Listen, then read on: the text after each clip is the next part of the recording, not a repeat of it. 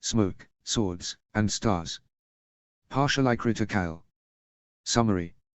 50 years ago, a young Rickard Stark chose to focus his ambitions on his own lands, seizing on a chance invention in Barrowton to build out a new world of coal, smoke, and steel. The great machines bring with them prosperity and advancement, but a lack of alliances leaves Winterfell standing alone when forces from the south steal their favored daughter. Embittered but unwilling to start a losing war over the insult, the Lord of Winterfell retreats even further into his own lands. Now King Rhaegar is dead at last, and his son Aegon VI crowned as king, a sickly young man, raised by the faith, and no friend to the north. Deep in the new king's confidence is a charismatic High Septon whose tenure has been marked by religious fervor and a new wave of intolerance. Rickard Stark and the north must face down the crown once again, and this time they may have no choice but to fight. Chapter 1, Rickard I. Summary. Word has reached Winterfell from the capital, the king is dead. The new king has appointed a Septon as hand, and the Warden of the North fears for what this could mean in a climate of uncertainty and doubt. Notes. See the end of the chapter for notes. Chapter text. Rickard Stark, Lord of Winterfell and Warden of the North, stared out from the battlements of the keep's inner wall as he turned over a raven scroll in his hands. Maester Lewyn had woken him up early to give him the message this morning, so urgent had Lewyn deemed the news. A light summer breeze blew over the walls as he thought about the scroll's contents, rustling his black silk coat and long grey hair. While his son Ned preferred the godswood, and Brandon had preferred to do his thinking on horseback, this was where Rickard preferred to consider problems of state. With all of his work laid out before him, and thousands of people who depended on his decisions in sight, he signaled to a guard on the wall, briefly turning away from the scroll. "Bring my son to me," he ordered. The guard nodded and started down the stairs to fetch Ned, the last child he had left who still resided within the walls of Winterfell. Looking out over the wall, he took note of the people and houses, foundries, forges, sawmills, and stockyards of Wintertown. The hazy dawn light was heavily filtered by the ever-present clouds of coal smoke, but it was still clear enough to make out the movement and motion of all those below that depended on him. In the distance, he saw a line of smoke steadily approaching on the horizon.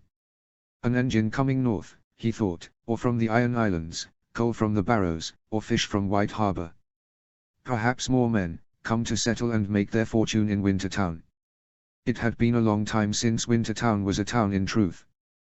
These days, it could only be described as a city. Even now at the height of summer it boasted more than 100,000 souls, greater than any city in West Eos except Lannisport, Old Town, and King's Landing. White Harbor, too, had grown. All along the length of the engine lines hovels had become hamlets, hamlets had become villages, and villages had become towns. The great engines of the north, tirelessly built and improved in the halls of the Machinists' Guild in Wintertown, were powering a world he could not have even dreamed of hoping for when he was a young lord newly come into his power. It had been luck a young maester in Barrowton had crafted a pump to remove water from a coal mine in a long and dark winter. If the pump hadn't worked, if they had found another, easier way to get the coal they needed, even if they had just used it once and discarded it after spring came, none would have known what was developed there. But the pump had saved the town from freezing, and the little coal-fired engine was adapted further to haul mine carts up from the depths and send fresh air back down. Lord Dustin brought an example to the next harvest festival, along with a vision of what could be done with such a tool. A vision that had been exceeded many times over once Rickard established the guild and saw the engines spread throughout his lands. The successes of his rule had not come without costs. His daughter, kidnapped by a vile rapist in a crown, hidden away from him in King's Landing. His eldest son and heir, dead in the Riverlands, Brandon's bones now dust, never to rest in the crypts with his forefathers. And yet, he admitted to himself, to most of my people, those grave insults matter not compared to the food and riches that I have brought them. As it drew closer, he could make out the form of the approaching engine. The great machine rode a single rail, lofted high in the air atop a wooden trestle, well above the thick blanket of snow that would cover these lands in the winter. On each side of the trailing cars were large bins filled with ore going to the foundries, looking to all the world like enormous saddlebags on an iron mule. The line cut its way through the landscape, over hills and valleys, stretching 200 miles down the King's Road to the town of Tyneman's Crossing. There it met a second line running east to west between the Barrowlands and White Harbor. More than 800 miles in total, the engine tracks had become the lifeblood of the North. Beyond simple industry, the tracks meant that fish could be brought in from White Harbor in just 2 days of travel, even during the worst of the winter storms. With plentiful cut lumber and iron available, the fishing fleets of the Mondialis were larger than they'd ever been, and could now support much of the North on their own. The loans required for construction would have all but bankrupted the North had the scheme failed, but now his people would never again have to spend all they had just to scrape by.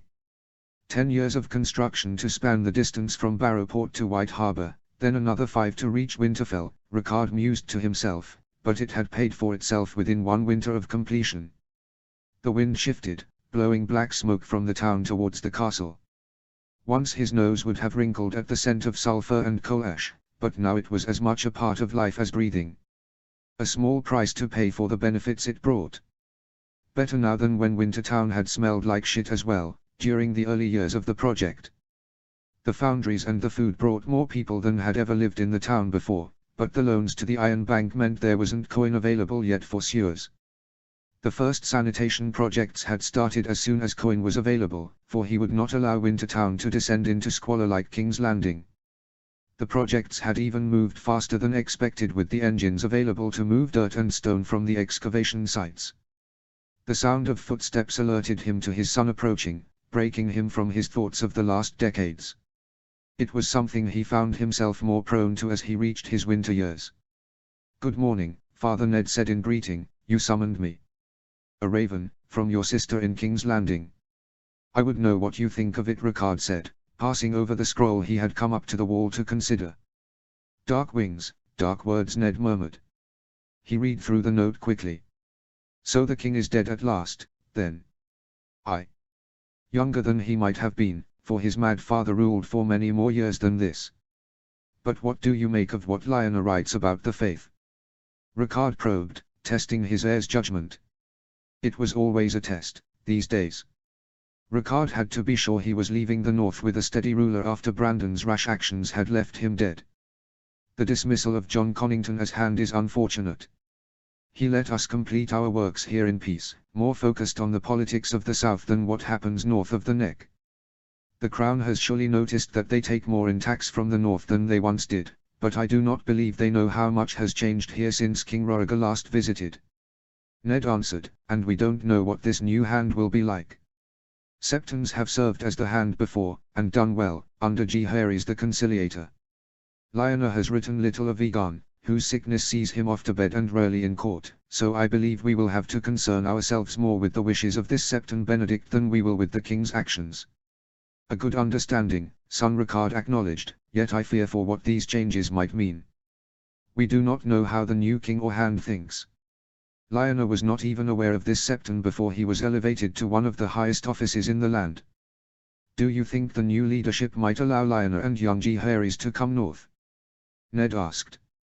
"He may allow Lyanna to travel, but Jaehaerys is now the heir until Aegon has a son by Rhaenys," Ricard said. "He will likely have to go to Dragonstone to take up his seat. And Lyanna will not want to leave her son alone in that nest of vipers.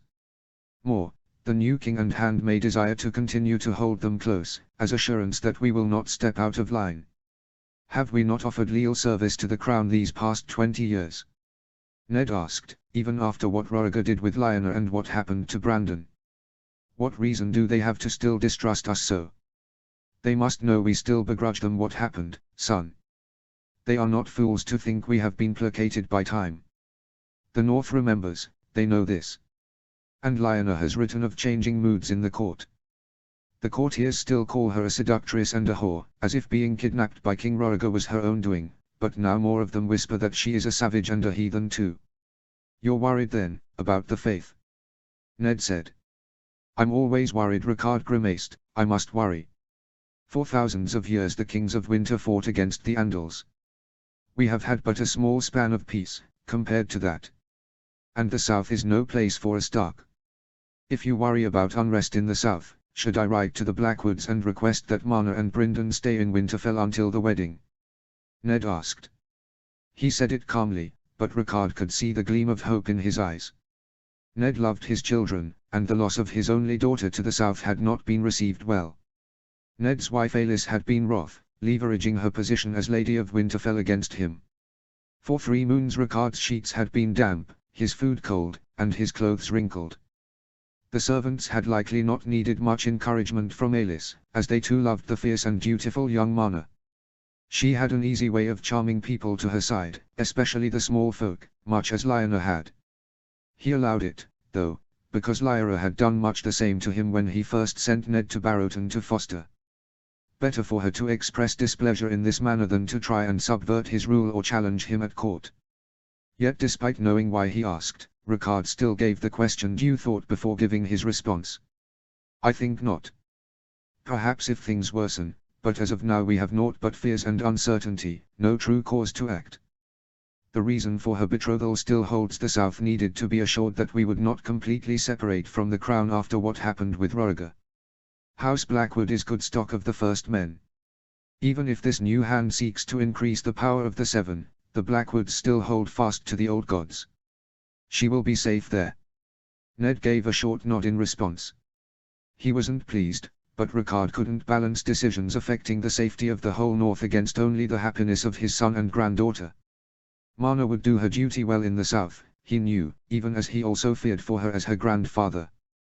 Another thing, Father Ned said, the Lady Barbary stopped me on my way to see you. She begged that you visit her this afternoon as she has matters she wishes to discuss. She oversteps herself. Ricard snapped back, it is not her place to summon the Lord of Winterfell. We feed and house her as is her due as Brandon's widow, but she has mothered no line of Starks. She has had many years now to adjust to her new position, but it seems she still sees herself as the wife of the heir. As you say, Father. I can address the matter with her. It's not your place to deal with this, Ned. Not yet. Ricard sighed, calming down. I must be the one to handle the Lady Barbary. If only she did not decide to rear her head whenever my worries were at their worst. Mayhap this time she will finally consent to wed again. I would happily make her a match in Dorne, or Essos, or with a wilderling lord north of the wall somewhere far away from here. Ned covering up a bark of laughter in response. As you say, Father. The former Lady Ryswell had felt she was owed a place as the Lady of Winterfell, being usurped when Brandon died before she could fall with child. It would have been easier to keep her claim to the title had she been more attentive to her duties when she had it, but Ned's Dustin wife had long since taken that mantle from her after he became heir. She remained within their walls as a nuisance, bitter in her age and refusing to remarry, even as many fine matches were proposed by her father and good father. For now, we continue as we have. Ricard said, returning to their original matter, we proceeded with caution and seek to prepare the North however we can. Winter is coming. Notes. Poor Ricard. Despite his worries, he's failed to grasp how bad it could actually get. Even though Ned wants to bring Marna back into the fold, that's more out of his desire to see his daughter again than recognizing that she might actually be in serious danger. I think this must be a family trait. This chapter was a lot of exposition with a hint of plot. If you'd like even more of that, the old prologue, telling the story of the engines of Barrowton, is now available in the companion story. Some world-building tidbits for those interested. The North has developed Stirling, not steam, as their main engine type. These were developed after steam in the real world, but are simpler and cheaper, if less efficient, enabling faster adoption and development. They've used these to build a variation on a Arctic monorail. While it has practical and operational drawbacks, this design is much better in heavy snow and can be cheaper and more efficient than a traditional two-rail layout. This means that the North's Stirling engines, which aren't as good as high-pressure steam, could still conceivably operate on them. It also enables winter operations in heavy snow, a key requirement for the North. Even today, with some serious heavy machinery dedicated to keeping the tracks clear, heavy snowfall still stops operations and causes derailments. It's discussed in the text, but the North's population has grown a good bit in the last 50 years. The rail lines mean that food and goods can flow more freely, alleviating the stresses and dangers of winter. It's also saved a lot of money, allowing the Northern Lords to invest in more infrastructure and quality of life improvements, for example roads and sewers. Before, raw materials had to be exported south to be processed in water mills and then re-imported for use at significant expense. The foundries and mills of the north can also now operate through the winter as they are not reliant on seasonal water flows, meaning productivity per capita has also jumped way up. Chapter 2, Mana I. Summary. Tensions continue to rise between the crown and followers of the old gods. A lone wolf in the south fears for her safety. Notes. See the end of the chapter for notes. Chapter text. The white, red, and black banners of House Blackwood flapped briskly in the breeze atop the moss-covered walls over Mana Stark. The castle's enormous dead weirwood shaded her from the worst of the southern sun, the ravens in its branches letting off an occasional sound. She was dressed lightly for the southern heat, a pale blue linen dress with dancing direwolves embroidered on the hems. 100 yards away sat a weathered straw target, and in her hands she held a weirwood bow, string drawn tight. At her side stood a young man with ink-dark hair in a black coat, watching with a careful eye. Letting loose, the arrow flew straight and fast, landing half a hand off the bullseye. "Black ally, come again," she heard called out from behind her. Turning quickly, she curtsied for her admirer, "Lord Tytos, I did not hear your approach." "Lord Tytos for now, but I hope you will be calling me good father soon enough," the Lord of Raventree Hall responded, a smile on his face. "A fine shot indeed. Alisan would be proud to have you in our house."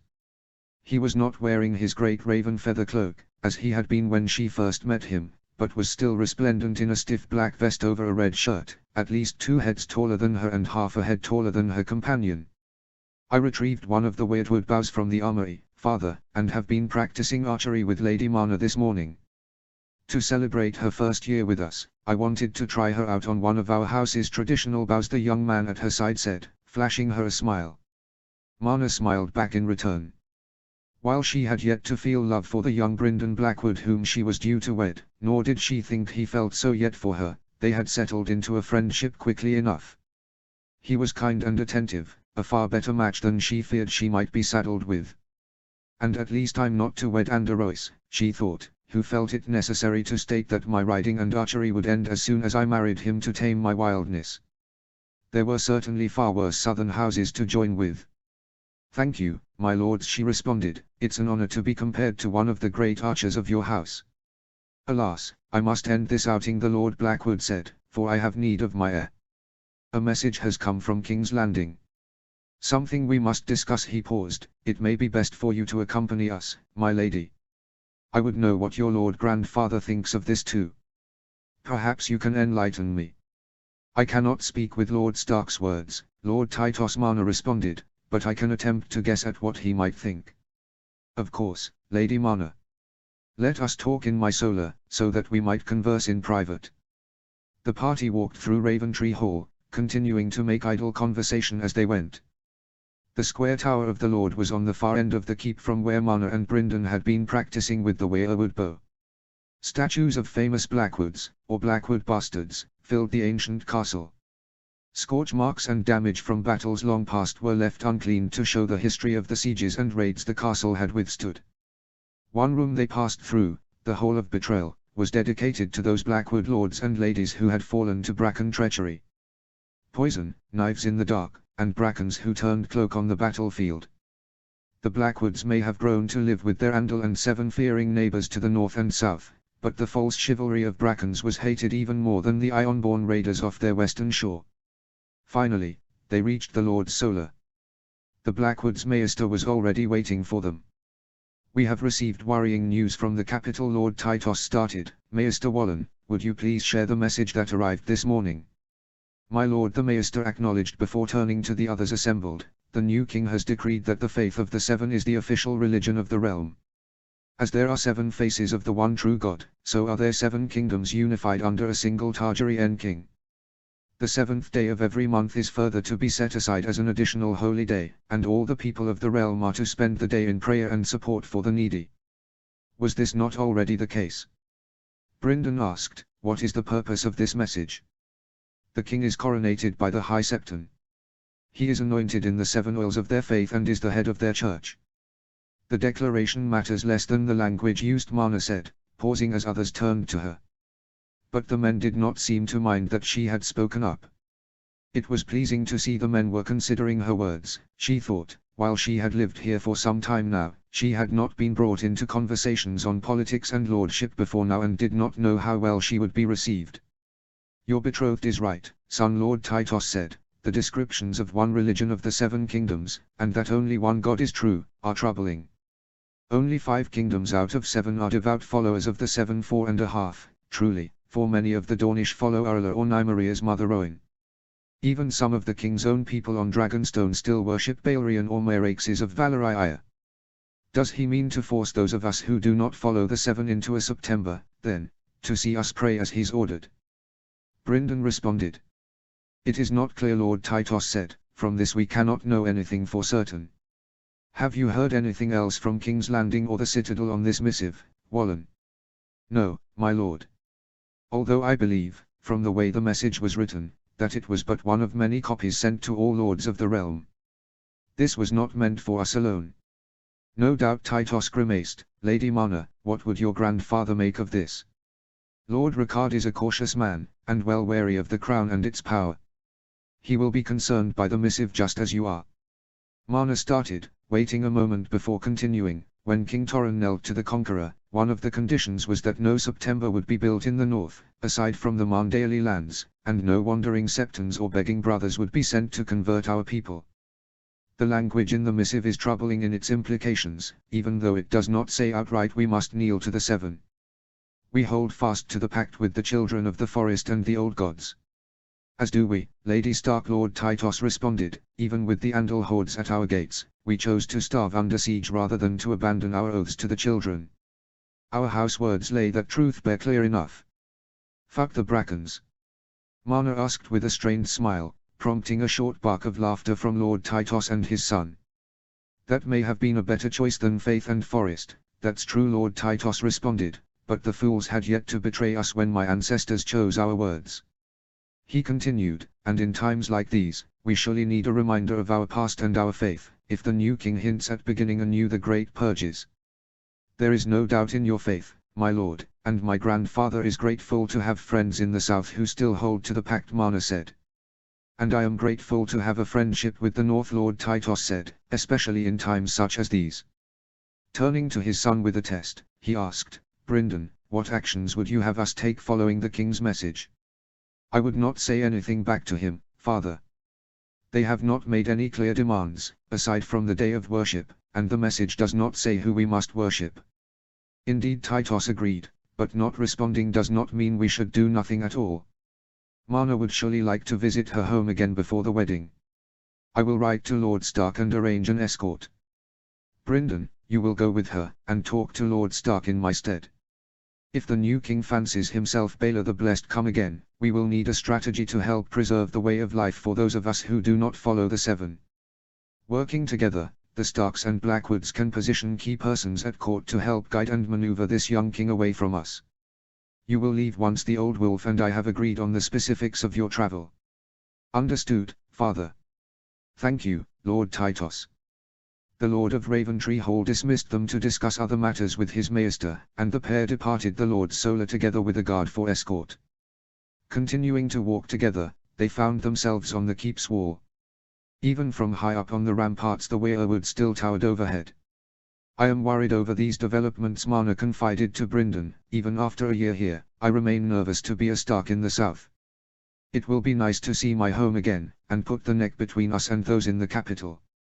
I certainly won't mind having such a fearsome boundary between myself and Jon Osbracken," Brynden said, "but I hope you will grow to love Raventree as you do Winterfell, my lady. Your fear might begin to abate when you are a Blackwood instead of a Stark. We have long thrived in the south." "Thank you, Lord Brynden, I do as well," Marna said with a small smile, although she feared it would not reach her eyes. When she had first left to foster with the Blackwoods, it had seemed like such a great adventure. But as time passed, longing for her home and family grew stronger, especially when Uncle Benjen had left to return to Barrowport. "It will be very good to see all of them again," she thought, "and to walk the halls of Winterfell once more before I wed." "Yet I understand why you worry to be in the south," Brynden said, looking out into the valley that surrounded the castle. "When my father announced he was seeking your hand for me, I went out to search the area around God's Eye, to see if I could find your uncle's bones and return him to your family before you arrived." This time, the smile she gave him was true. You have not told me this before, my lord. I know you did not succeed in your search, but I value your attempt nonetheless. It was a fool's quest. When standing on the shore of God's Eye, it seems as if the lake is surely larger than even Iron Man's Bay. The other side cannot be seen from the water's edge, and the land around is equally as vast. It would have taken great luck to find him where others had failed. If Brandon's party had truly been lost simply while riding south for your aunt's wedding, as King Roriger had claimed, I thought I might find remnants of a camp or at least a lost clue of the group to track down. Who can say, my lord? If his group simply passed in the woods after eating sickened game or was set upon by thieves, mayhap you would have. So you know what happened then, my lady. Many in the realm doubt the story that your grandfather was supportive of King Roriger taking your aunt as a second wife.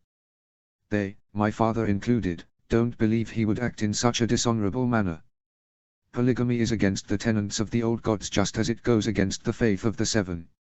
No, Mana grimaced, I do not know what happened to Brandon.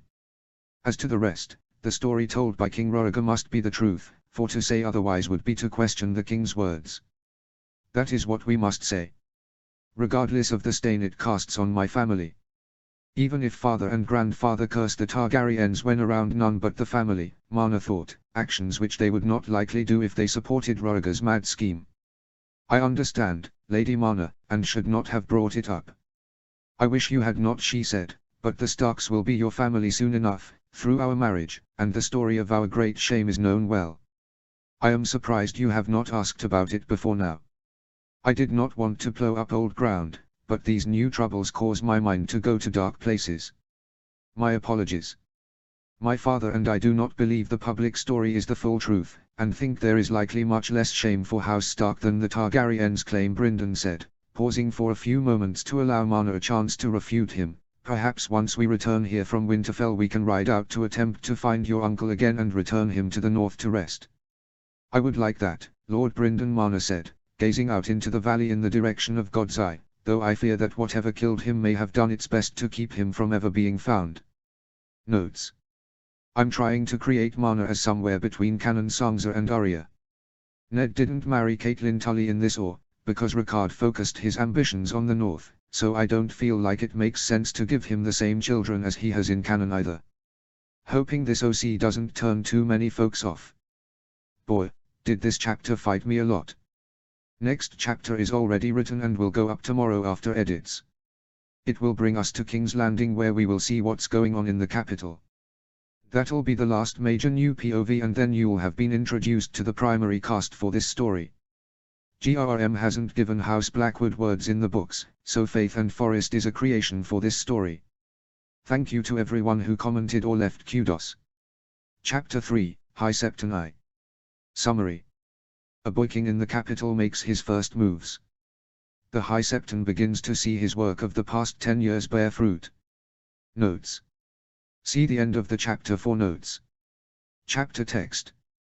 The High Septon sat with the other members of the small council who engaged in idle conversation as they awaited the king. It was a good day for young Aegon's health, so he would be joining the council in their chambers for the first time. At past sessions the Hand had consulted with the king in private, then spoke at the council on his behalf. Around the table were the remnants of Roriger's advisors. Pycelle, who played the doddering old fool but always had a touch too keen an ear when important information was being shared nearby.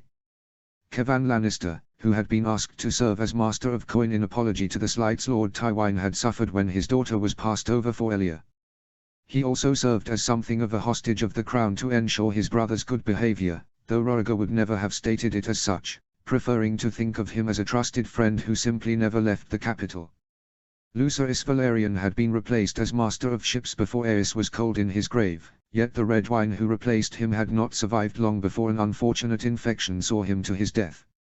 Lucerys' son Montford had then taken up command of the royal fleet. Master of Laws was held by Andys Euronwood, the Blood Royal, another apology for Roriger's mistakes. Euronwood had been appointed after most of the Dornish party left court when Lyanna Stark was crowned as a second queen besides Elia. Neither Queen Dowager would be in attendance today. Elia was dead 10 years past from her constant illness and Lyanna was unwelcome in the new king's household. Varys the eunuch served as Master of Whispers, having somehow held his position even after advising Aes against Roriger. The High Septon had long counselled Roriger against keeping him on the council or on the continent, but his concerns were washed aside. He felt it did not do to have a man never anointed in the faith on the highest council in the realm. At the right of the king's seat sat Septon Benedict. Benedict was a good man, one of the High Septon's protégés for many years.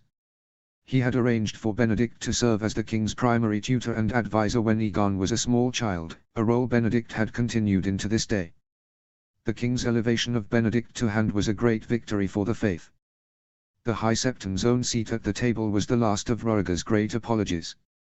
To gain permission to take a second wife while his own yet lived, Roriger had showered the previous High Septon in gold and promises and whores, the High Septon thought, for the previous holder of this office had appetites that were known even by the small folk.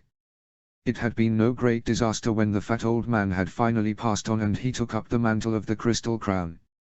I surely would never have awarded the king such a boon, the High Septon thought, for there was no one above the seven. The doctrine of exceptionalism allowing Aegon I to have his sister wives was necessary to save the realm from dragon fire. I do not doubt the crone's guidance on that, but Roriger had no dragons. The High Septon had needed to do much work in the past 10 years to root out the rot and decay his predecessor had allowed to fester. That he caused in no small part, the High Septon thought to himself bitterly. After taking power, he'd had the accumulated wealth of the faith sold to support the building of septs and works for the poor. Corrupt septons were sent to remote posts or septries to relearn humility, with the worst offenders demoted to begging brothers or cast out from the faith entirely. Worse still, though, was the creeping rise of violent, hedonistic faiths in the realm turning away good gods-fearing people from the light of the seven. Wielding black sorcery from Essos, red priests had slipped into Westeros unopposed by the faith. He had been able to cast them out from King's Landing, but they lingered in other places. It took direct action from the crown to see Sir Stannis Baratheon dispose of his Red Woman, and to this day the priests continued their work in Dorne. Lord Robert, without intervention, would not have cared that Stannis sponsored a Red Temple in the Stormlands. The High Septon thought, no, if left alone he would be much too busy with his whores and drink to give any thought to the faith. The High Septon hoped Robert finally got around to fathering a child on his swan wife before he died and left the lordship of the Stormlands to his morally corrupt younger brother. The foulest of stories were told of what the followers of Orla did in the Far East, setting septs alight, burning prisoners alive, and forcing deplorable half-lives on select followers after death instead of sending them to the stranger in peace. The Red Priests sought to implement the same system in Westeros. The faith had silently taken some of the priests prisoner and brought them to confessors to learn of their plans. It was a dangerous time for all those who lived under the seven. The High Septon had all the Septons and Septars in the realm begin preaching about the dangers of the Orla and other bastard faiths. His great flock must be guided to the seven heavens as best as he could, and he suffered for every soul lost to the fire priests or the savagery of the old gods instead of reaching eternal joy. The chamber door's opening broke the High Septon from his thoughts. His Grace the King, Aegon, sixth of his name, the announcer called out, sending all the gathered lords to their feet. Your Grace. Septon Benedict bowed his head in greeting, as the king walked to his seat leaning heavily on his cane. He looked far more like a man of 61 than a youth of 16, illness and pain leaving heavy lines upon his face. Sit, the king commanded, falling heavily into his chair. Septon Benedict, what is the news of the realm? Terribly news, my king, the Hand said gravely, we have received word from the Vale. On the holy day of prayer you proclaimed last month, a September in Grafton Lands was put to the torch. Many of those gathered fled, but several did not escape. A Septon and 2 orphans in the September's care are dead. A September, the king blazed, what could possibly drive these brigands to such cruelty? There are no gold or jewels in septs to steal, not anymore, even if one would stoop so low as to do such a thing. The Graftons have not apprehended those responsible, your grace, but it is suspected that they were men of the old gods from Royce Land. Septon Benedict responded. Damn them! I want the men found at once. Varys, what do you know of this? The king demanded. I do not have many spies in the Vale, your grace. The Master of Whispers said contritely, but I can have those that are positioned there start seeking answers immediately. While speaking, he glanced at the High Septon. It was clear he wished to say more, but stopped talking.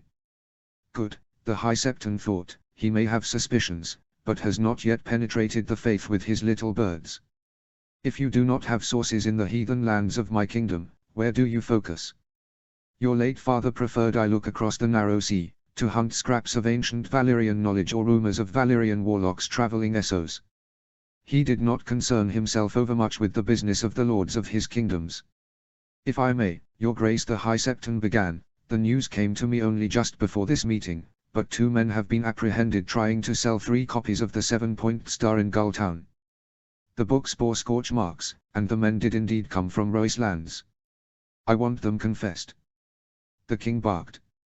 If there are any others involved in this tragedy, they must be found. Turning to Varys, the king continued, so, Varys, the faith has better knowledge of my lands and my problems than even my own Master of Whispers. What service do you provide me that they cannot?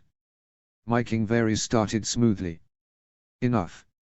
Aegon cut him off. My hand has advised me to replace you on this council, for he doubts your service is fully true to the betterment of these lands under the Seven. I see now that you are incompetent as well. You are dismissed to return to your home in Lies. The High Septon observed the discomfort in the surrounding council members as the eunuch stood, bowed, and left the chamber. It was not unusual for a new king to replace members of the small council, but it was not often done in so public a manner. Your High Holiness, the king addressed him directly, what would you counsel we do against such baseless hate against the faith? My king, he began slowly, measuring his words. Septon Benedict had primed the king in favor of what he would now propose, he knew, but it would run against 300 years of law. This was the first time such thoughts would be voiced outside the halls of the faith. And it must be carefully done, he thought, although the earlier display may make the other councillors less likely to speak up if the king takes to it well. It would not have taken much to deter brigands such as those in the Vale. Yet a lord's men-at-arms cannot be stationed in every small September or escort every wandering Septon. If the faith had some men who could take up the arms of the warrior in their own right, perhaps, such things could be prevented in the future. You speak of the faith militant reborn. Lord Euron burst out, aghast. My king, the warriors' sons and the poor fellows wielded unchecked power before Jaehaerys' laws. They even claimed a right to place on trial kings of the blood. That was the wrong thing to say to win over the king, the High Septon thought, smothering out any spark of victory he might feel at that. Aegon has been raised to fear the Seven, not to think himself above them, as did the Targaryen kings of old. And who am I not to bow before the Seven above and their gods one below? The king shot back. The idea has merit. I will not allow my people to live in fear of savage men from the hills and winter wastelands when they go to prey. Bloodroyal, draft a law revoking the Conciliator's edict against the swords and the stars. Let the faith defend themselves and their people, as every lord and landed knight does with theirs. The High Septon, having prayed deeply for this outcome, let out a small breath of relief. 300 years had the faith lacked the tools needed to protect the meek and humble of the land, after having first wielded that power since the Andals came to Westeros. The king's approval now was a turning point, further proof that the actions he had taken to recover the strength of the faith were blessed by the Seven. Your Grace, the Master of Ships began, surely, such a measure is to be well considered before taking place. Do you not want to see your people safe, Lord Valerian? The king asked. I wish only to see all my people sheltered and protected, my king. Many of those on Hightide and Driftmark still keep to the ancient gods of the Valyrian freehold. In the histories, the faith militant would often seek out such people and see them tortured until they swore to worship the Seven. It is the heathens our people need protection against. The king barked back. Do you even keep the Seven yourself, Lord Valerian, or do you also worship the false volcanic gods of your ancestors? Your Grace, I was anointed in the 7 oils on birth, and again when I gained my knighthood. Lord Valerian responded, his tone defensive. I have only ever kept to the 7. So you say? The king sneered, the look ugly on his young face. But your complaining has brought to mind a valuable point. The faith might have ears in every god's-fearing place in this kingdom, but those who seek to strike at us come from godless places. I shall have an outpost of the swords and stars in every keep or town who holds to a false god, so that we shall know of any more attacks before they happen. A wise idea, Your Grace, Pycelle said, clearly seeking to ingratiate himself with the new king, having had no time to think of the implications to the order on his own. Even to the High Septon, such an act would be dangerous. Good, certainly, yet moving quicker than he planned. The lords of the realm will have to be carefully managed, he thought, to avoid any of the 7 fearing lands failing to support the crown in this venture. The Tullys had once come to the defense of the Blackwoods against the Faith militant, when the 7 sought to eliminate the last of the Weirwoods from south of the Neck. That could not be allowed to happen again. Lord Euronwood shared a dark look with Lord Valerian before speaking. Your Grace, it is most assuredly a good goal to see to your people's safety, but the lords of the North, Runestone, and Raventree will not assent to the positioning of the Faith inside their homes. They remember well the cutting of the Weirwoods when the Andals first came. The 7 kingdoms fall under the 7 gods. Such has it been since Aegon was crowned king in the starry September. These heathens may live in my kingdom, but they concern me as much as the wildlings or shadow people of Ashai if they do not give up their ways to swear to the 7. And I do not remember seeking your counsel on my orders, my lords, only your obedience. The Master of Laws made one more attempt to change the king's mind. Your Grace, he began, but the king stopped him quickly. Enough. I have given my commands, and you will follow them. What other matters were you to discuss today? The council was silent. Much had been decided with significant speed, and none of the councillors appeared willing to speak up with the king in such a state. Yet perhaps, the High Septon thought, this could be a good opportunity to raise another issue that had been concerning the faith. An opportunity to build further on the victories today. Meeting eyes with Septon Benedict before speaking, the High Septon said, there is one more matter, Your Grace. That of succession, including your upcoming wedding to the Princess Rhaenys and the incestuous union of your aunt and uncle. Notes. Starting to get a lot closer to the plot now. I've been using italics for character thoughts, but just realized I wasn't uploading the text to AO3 correctly and those were getting removed. I went in and fixed the previous chapters. Hopefully no one finds the switch too jarring. The High Septon canonically has no name. This High Septon is not the same as the High Sparrow in canon, as the situation that led to the Sparrow's rise was very specific and didn't happen here. This character does have some of the same driving goals though. The next chapter will bounce around a few different POVs to start off the full web of plot lines that will carry through the story. The update schedule is still a minimum of 1 chapter every 2 weeks. These past few chapters have just been easier to write, so you're getting some early chapters.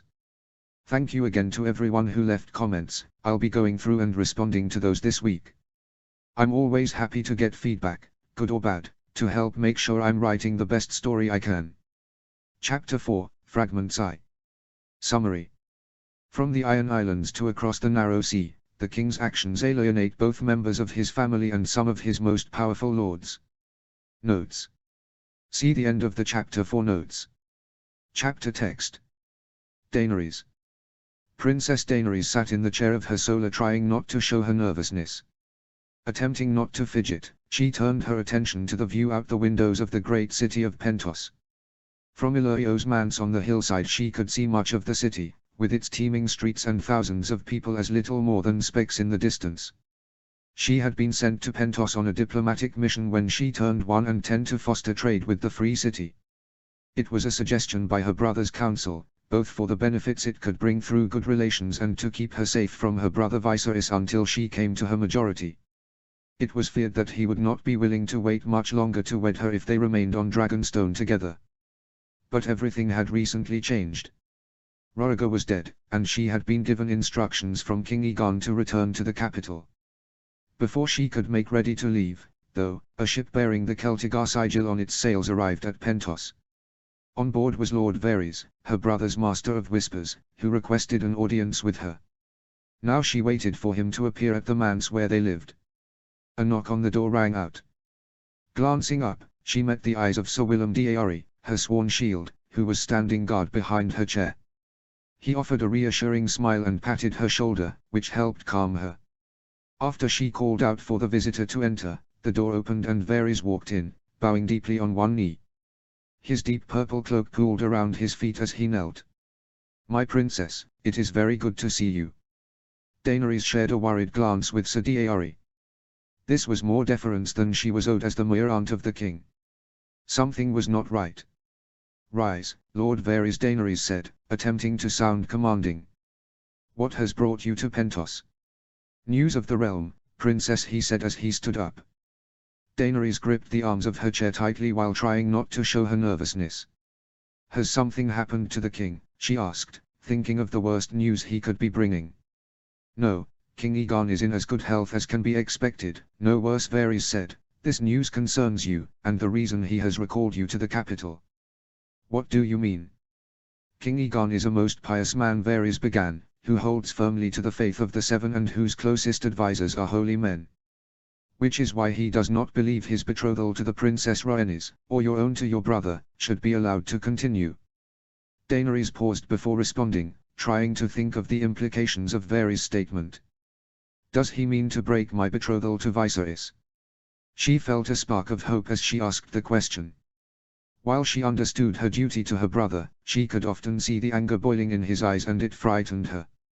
"My Septa says he will calm with time and age," Daenerys thought, "but Viserys has only seemed to get better at hiding his rage, not at avoiding it." "It is not so simple, my princess. Your betrothals were made in the light of the Seven," Varys responded with a glance up to Sir Daenerys.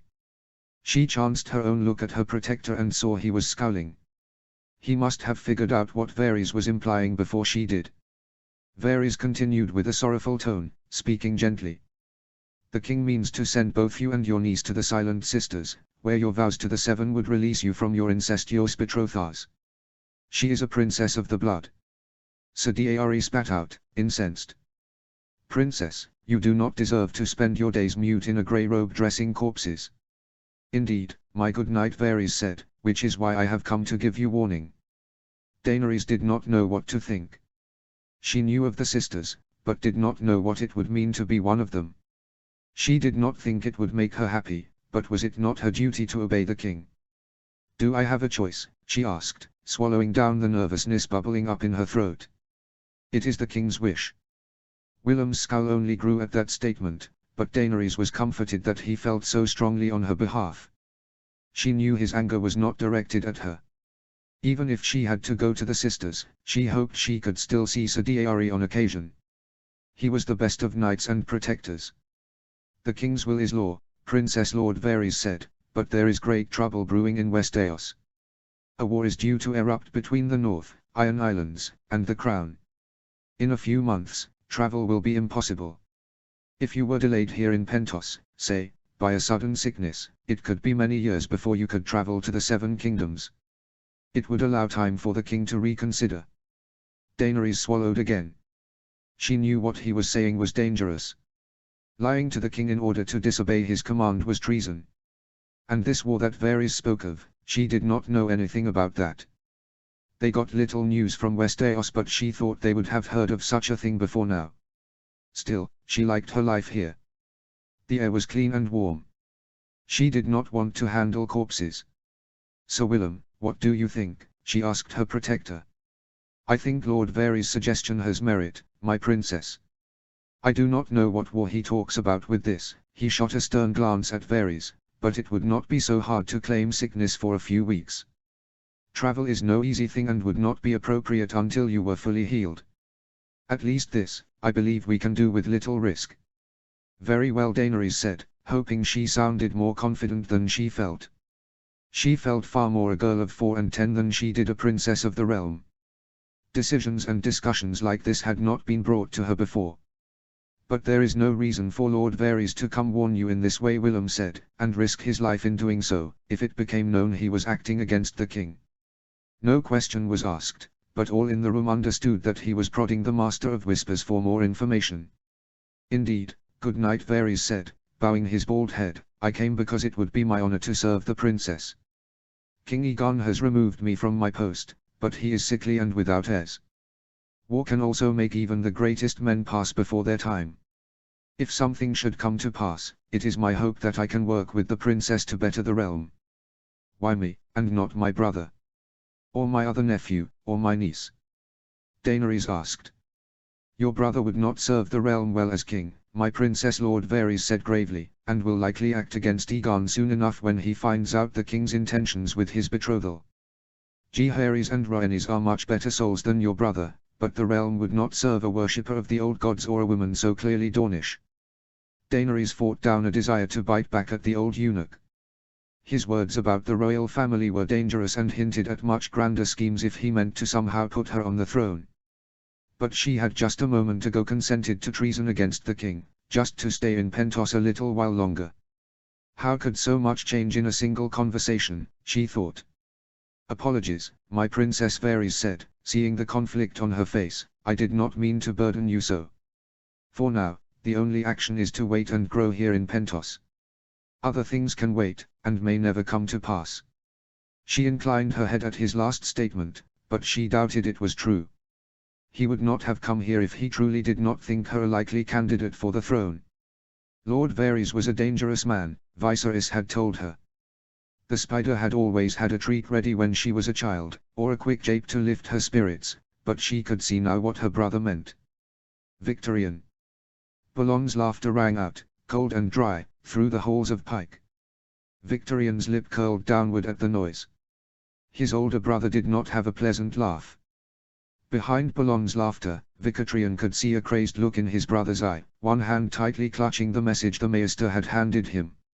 It reminded Victorian of a much younger Bellon when he was ranting and raging against their father's Greenlander policies. Time and leadership had mellowed Bellon, and he had not changed the islands much after taking power from their father. The trade relationship with the north, the great coal engines powering the island's mines, and the wealth both had brought to House Greyjoy were enough to show Bellon the benefits of the current system. Now, though, Bellon looked like he was 5 and 10 again, ready to return to the old way and feed his sword with Greenlander blood. So, the boy king has decided to plunge the realm into war. Bellon cackled, and knows not what he has awoken in doing so. Victorian, unsettled by his brother's laughter, moved his hand to the comforting hilt of his sword on hearing his words. What news has the Maester brought to you, brother? He asked. A fleet of ships sails from the Arbor. If winds are fair, they will arrive in some 2 weeks. They bear with them the swords and stars of the faith militant, whom the king has seen fit to reinstate. All lords of the Iron Islands and other heathen lands are to make ready to host these men in their halls where they shall remain in perpetuity, by order of the king. The swords and stars reborn, forcing houses not sworn to the Seven to host them. Victorian thought, this is indeed sure to spark a war if the king does not turn back. Is this new king as mad as his grandfather? Victorian exclaimed. He must be madder still, it seems. Bellon said, and I will not allow his madness to take root here. You will gather what ships we have here and turn them away before they reach us. You mean to disobey the king's order, then? He will surely wish to respond. Victorian asked, though he was not surprised. Bellon had nothing but contempt for the Targaryens who had long since lost their dragons.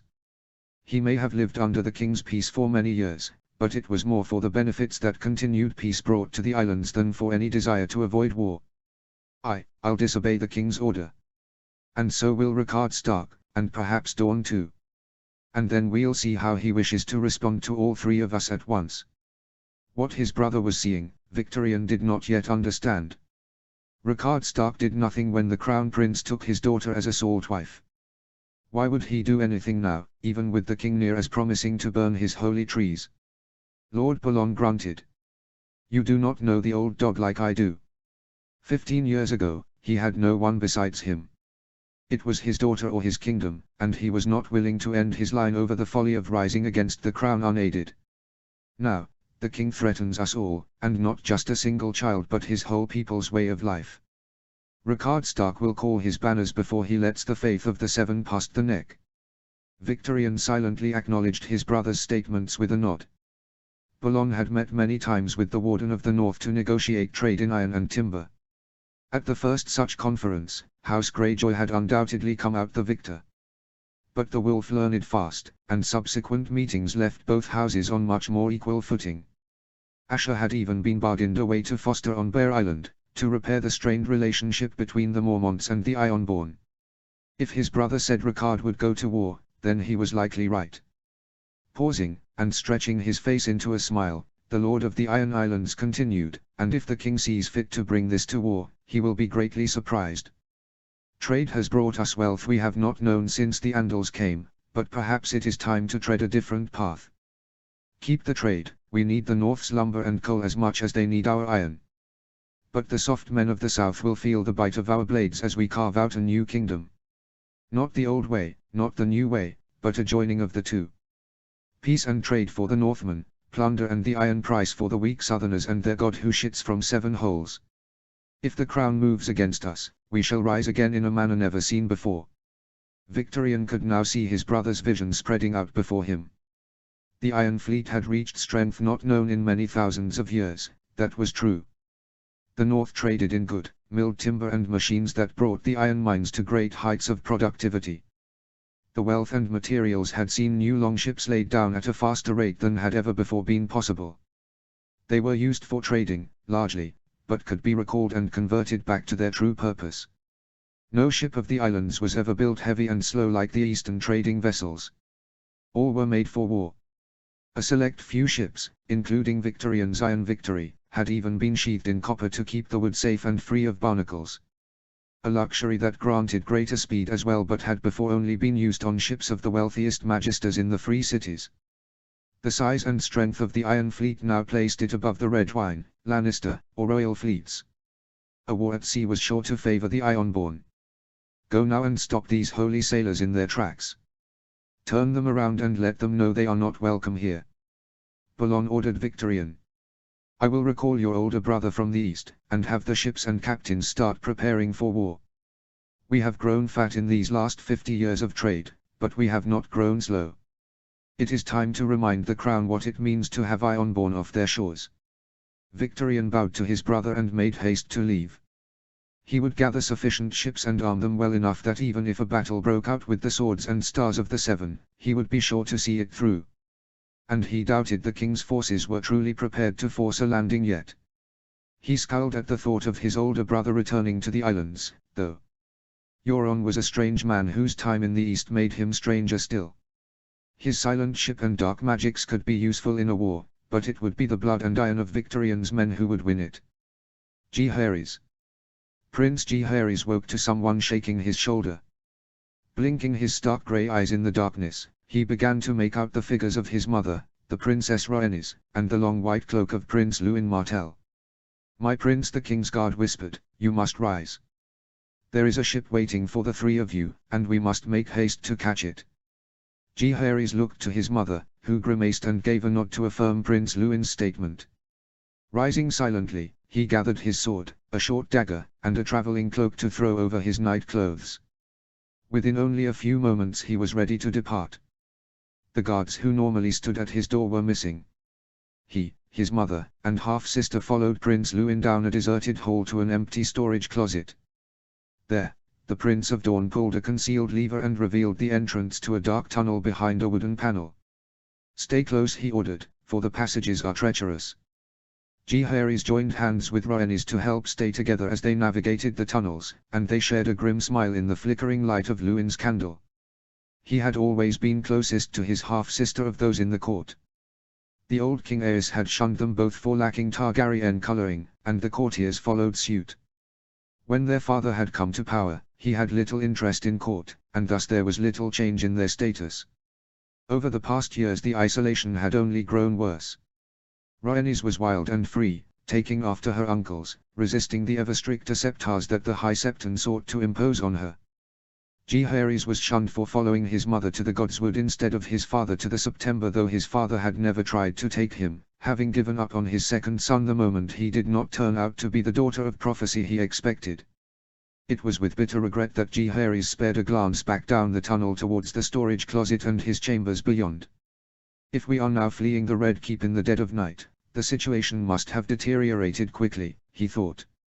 I should be Aegon's rightful heir until he has children of his own, yet instead of taking the heir's seat at Dragonstone I am escaping through tunnels like a rat leaving a sinking ship. After many long minutes of winding through dark passages, their small group emerged on a rocky coast of Blackwater Bay. A small boat with ink-dark sails lay waiting for them. Prince Luin stopped and turned to face them.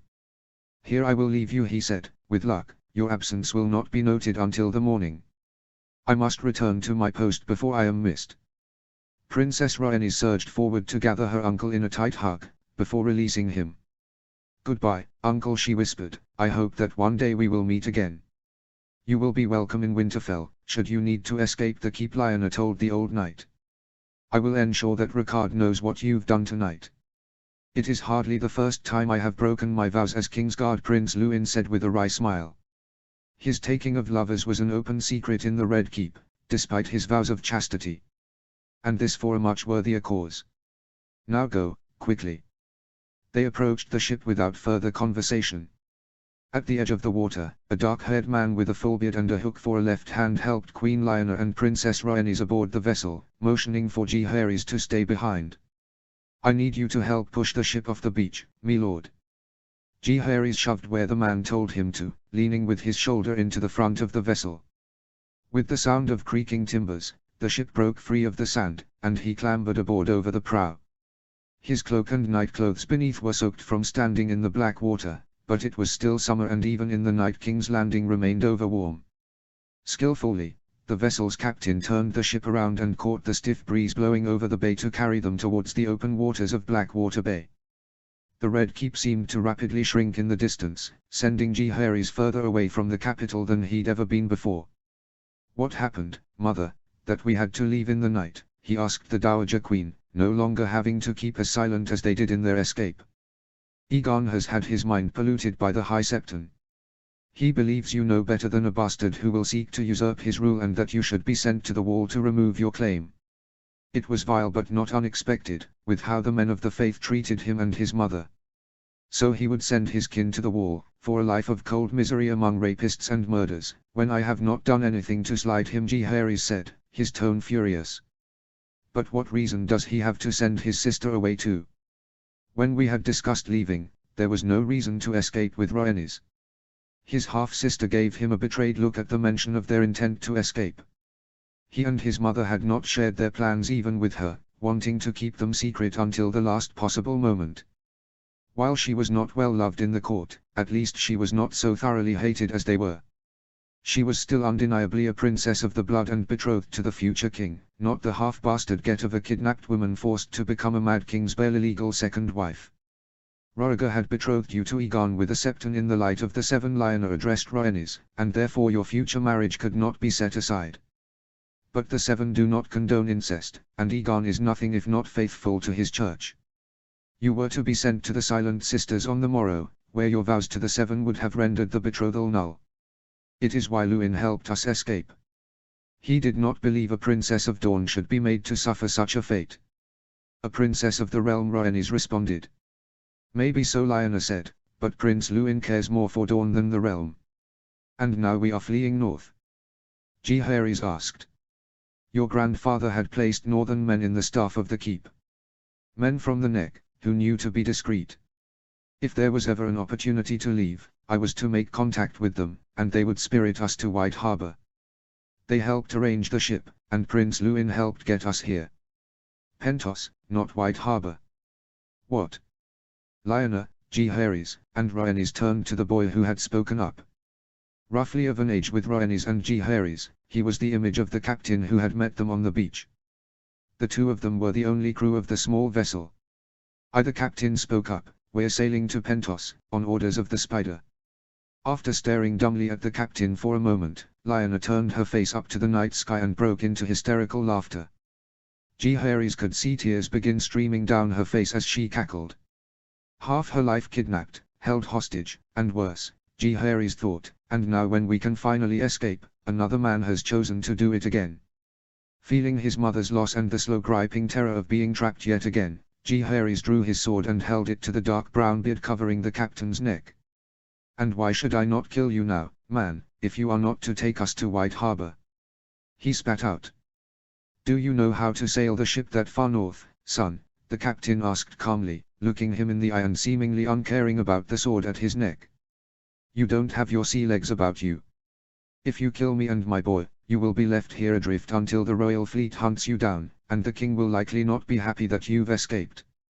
Leaving his sword where it was, and with an eye on the man's son who was watching the confrontation with a hand on a fishing knife, Jaehaerys turned to desperate bargaining. "Sail us north, then, and Lord Stark will double whatever payment Varys has promised you. I can't do that, me lord. So you're content to be slavers? Jaehaerys responded, full of anger, to take my mother and sister against their will to Pentos. Will you bind us in chains, too, to ensure peace? At this, the old man showed a small grimace. Jaehaerys could see a hint of remorse in his eyes. There's no breaking a contract with the spider. My wife and other sons await our return. If I do so in failure, they will be enslaved themselves. I would not have accepted the contract if I knew you were unwilling, but now there is no other course. With a wordless scream of frustration, Jaehaerys pulled the sword from the man's neck and slashed savagely at the wooden railing of the ship, venting his anger and fear until the nearest section was torn to splinters. Rhaenys had kneeled, her arms loosely around his mother, who had collapsed and was continuing her hysterics on the deck of the boat. He could see a bleak look in his sister's eyes, too, as they now sailed towards what was sure to be another prison. Walking over to be with his family, he left one parting shot for the smuggler and his son. Pray to whatever gods you keep that I never escape the spider in Pentos, and that we never cross paths if I do, Jaehaerys said. For I swear to strike you down if we meet again. Notes. None of the plot points in these POVs justified quite a full chapter, so I combined them into a single collection in the plot outline. Next chapter will return us to Marna's POV at Raventree Hall. The Iron Islands have developed very differently from canon in this or.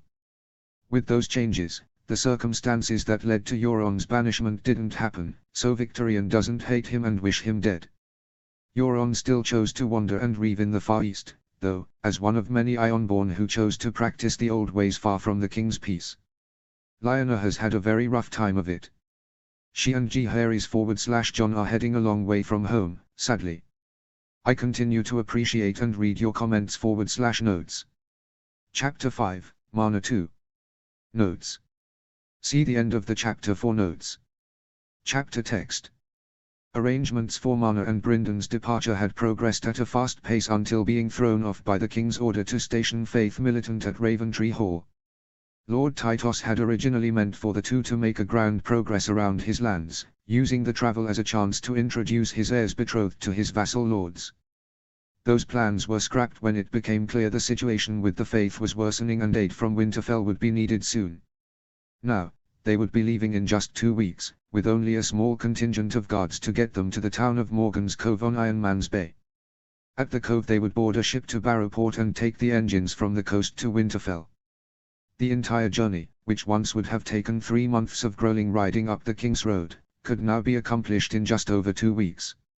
4 days on horseback to travel 80 miles to the cove, 10 days to sail up the Salt Spear to Barrowport 8 with good winds, and then only 3 days to ride the engines almost 600 miles to Winterfell. Her grandfather had talked of building a bridge across the Salt Spear and extending the engine lines down across Flint Lands, reducing the sailing time required for the Greyjoy's boats to deliver iron ore to the foundries. Such an enormous undertaking would not be accomplished in Lord Rickard's lifetime, or even her own, but she knew that wouldn't stop him from dreaming of what could be built. Marna would not be surprised if he even had a map somewhere showing a line cutting straight across Ironman's Bay to Pike itself. What is 200 miles of bridge, after all, when Brandon the Builder had built a wall 700 feet tall and 300 miles long? Marna had been thinking of her grandfather often in the months since Lord Tytos announced that she would be going back to Winterfell. The original plan Lord Tytos had proposed, that of placing sympathetic men in good positions at court and using politics to influence the king, seemed less and less likely to succeed with every rumor that came out of the capital. The king's latest message about the Faith Militant had worsened her fears considerably. Marna dearly hoped that her grandfather had a plan to keep them all safe. The Neck should provide security for the north, as it had for thousands of years against the Andals, but the Blackwoods would not be so lucky. It was with a bitter sort of gladness that she was happy to be going north in these times, knowing her future good family would be left behind in the south until she returned. Marna's thoughts were interrupted by the tolling of bells in Raventree's squat stone bell tower, a warning of visitors approaching. Marna rushed to the entrance to join with Lord Tytos and Bryndon. The bells would not ring for mere merchants or traveling farmers. It was a planned signal for the sighting of the Faith Militant, arrived at last to take up their threatened position within Raventree's walls. By Titos' estimation they were at least 3 days later than expected now, and Mana had been nervously awaiting their arrival. In many ways, though, the waiting was worse than simply seeing the encounter through. She would be there to greet them with other key members of House Blackwood, though it was not expected that she would have to say much. Her presence alone would serve to remind members of the faith that a great house stood behind the Blackwoods. Lord Titos, Brynden as heir, Mana as envoy for the north, and a company of guards were to ride out to treat with the faith at the sound of the bells. Lord Titos had no intention of allowing the swords and stars into his home or near the weirwood that stood proudly on the Blackwood arms. But it was hoped that some other path might be found which would satisfy the soldiers of the Seven, at least until sufficient influence could be exerted on the king to divert him from this action. When the gates opened in front of their assembled party, Mana could see the band of the faithful approaching up the road. They numbered 7 men, a brown-robed man who was surely a Septon, 2 knights in full plate, and 4 lesser horsemen in a motley of armor and weapons. The Septon carried their banner, the rainbow of the faith quartered with a sword and a 7-point star on a red field. The battle flag of the faith militant, flying high over Blackwood lands for the first time in more than 2 centuries. A perversion, too, of the rainbow peace banner that was used for negotiations and surrender. No sooner was the gate open than the Blackwood party rode out to meet the holy men, stopping them some 600 feet from the castle walls. When they came close enough to see them, Mana could discern one possible reason for their delayed arrival. It must have taken time for the faith to find men so purely Andal, she thought, each tall, with fair skin and hair the color of straw. A selection surely intended to insult any house which claims first men ancestry. This was not a delegation selected for peace. "Well met, my lords," the Septon called out, eyeing Titos and Brynden but skipping over Mana and the assembled guards. "Have you come to welcome us to Raventree Hall? Not 10 minutes ride back this road is a village with an inn. I am sure there are empty rooms there for you and yours," Septon Lord Titos said by way of response. "The king commands us to settle in your halls, that we might guard against any attacks on the faithful by those who do not worship the Seven. We cannot do that from an inn." "I have heard no such thing from the king," Lord Titos responded. "The last news I have on the faith militant is from King Magor, whose law states that men of the swords and stars are to be cut down when found and their scalps sent to King's Landing for a reward. Yet here you stand, flying their banner." It was a calculated decision that the group had discussed earlier. Ravens could be lost to storms, hawks, or desperate peasants seeking a meal. The haste of the militants reaching the Blackwoods lands meant that no messenger had likely reached them from King's Landing bearing a scroll with a royal seal, and they acted off a raven alone. The raven that went to the Stony September was likely kept by the maester there, not carried with the travelers. A delay that might buy them a few weeks at best, but one of the only tactics available. There was some shuffling of the 4 lightly armed poor fellows at that response, but the Septon and 2 knightly warriors' sons remained outwardly calm. The Septon paused before answering. "So will you be sending us to the 7 heavens today, Lord Blackwood?" "No," Titos answered, "I will not have a Septon and his companions murdered on my lands. But neither will I grant men claiming to be of the faith militant a place in my home, not without the king's writ. We remember the last time warriors' sons and poor fellows visited these lands, and most of those who came then still lie buried under our fields. 700 years prior, the faith had attempted to root out the Blackwoods as the last remnant of the old gods left outside of the north and the Vale. The Blackwoods' allies, the Storm Kings and the Tullys, had successfully beaten back the hordes of the faithful. House Teague, which had ruled the Riverlands until then as kings, were deposed in the aftermath. By this way House Tully eventually gained the title Lord Paramount of the Trident during Aegon's conquest and became the most powerful house in the Riverlands. This history was known to the men of the faith too, or at least to the Septon and the 2 warriors' sons. A displeased look took over their faces, and the Septon whirled his horse around to lead the others back down the road without another word. "Send every horseman we have out to all the towns within a week's ride," Lord Titos ordered his guards once the faith's soldiers were far enough away to avoid hearing the words. "Whatever winter stocks can be spared will be brought to Raventree." "You anticipate a siege?" Mana asked, studying the retreating forms of the Andal men. It seemed the fear that had grown in her over the past weeks was washing itself away.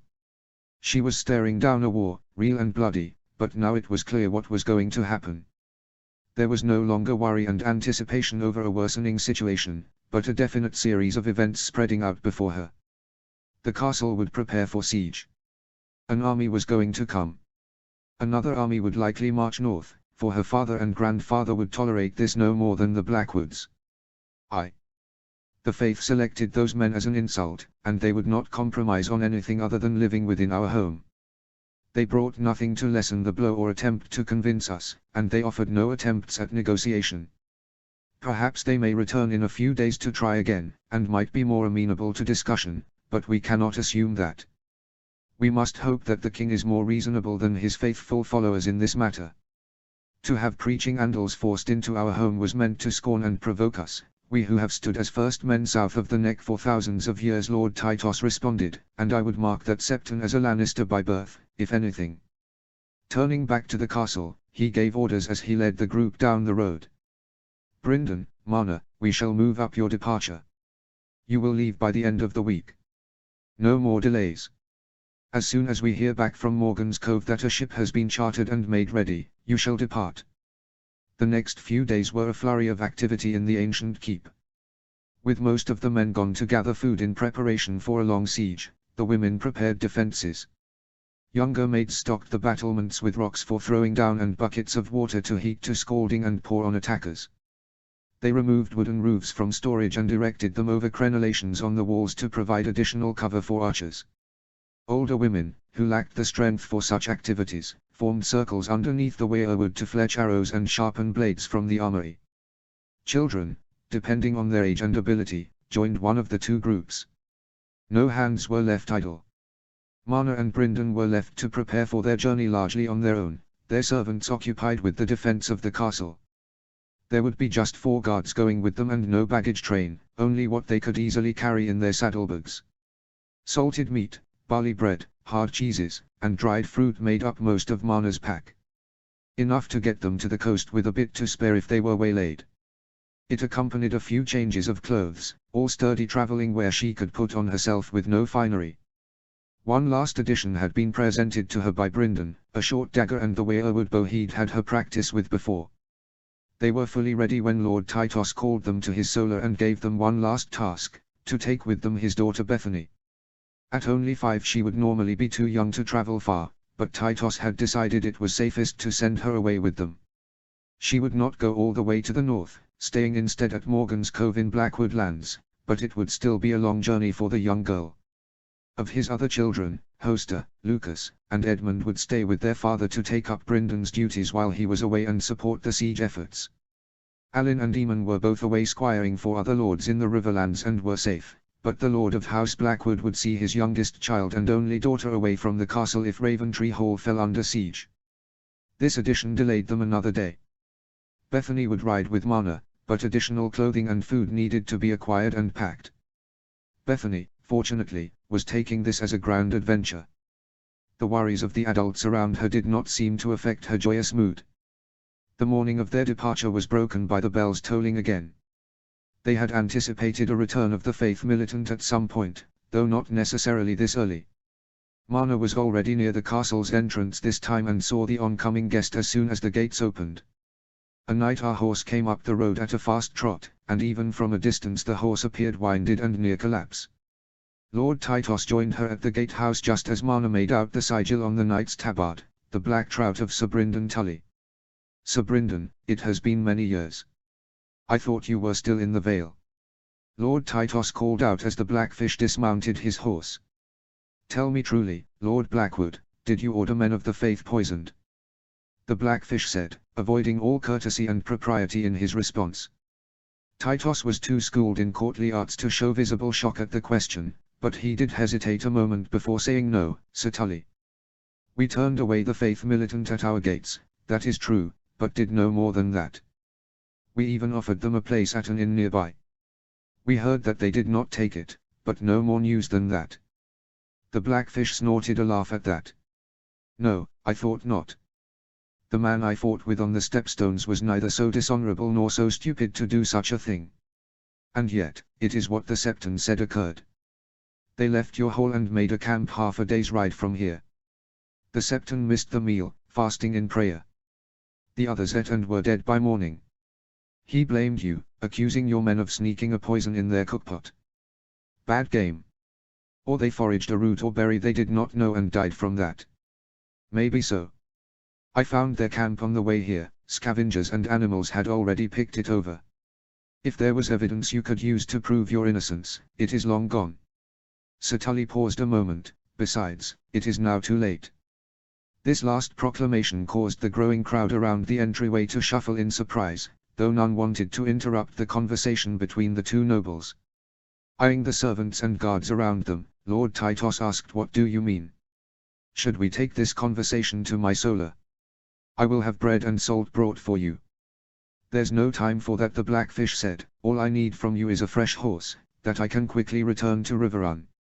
On hearing that men of the faith were dead at your command, men on a mission from the king no less, Jon Osbracken marched his men into your lands.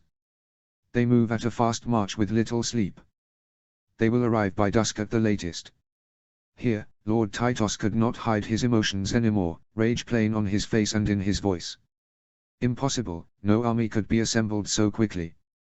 It has been less than a week. And where is Lord Hoster? Will he not enforce the king's peace and stop this madness?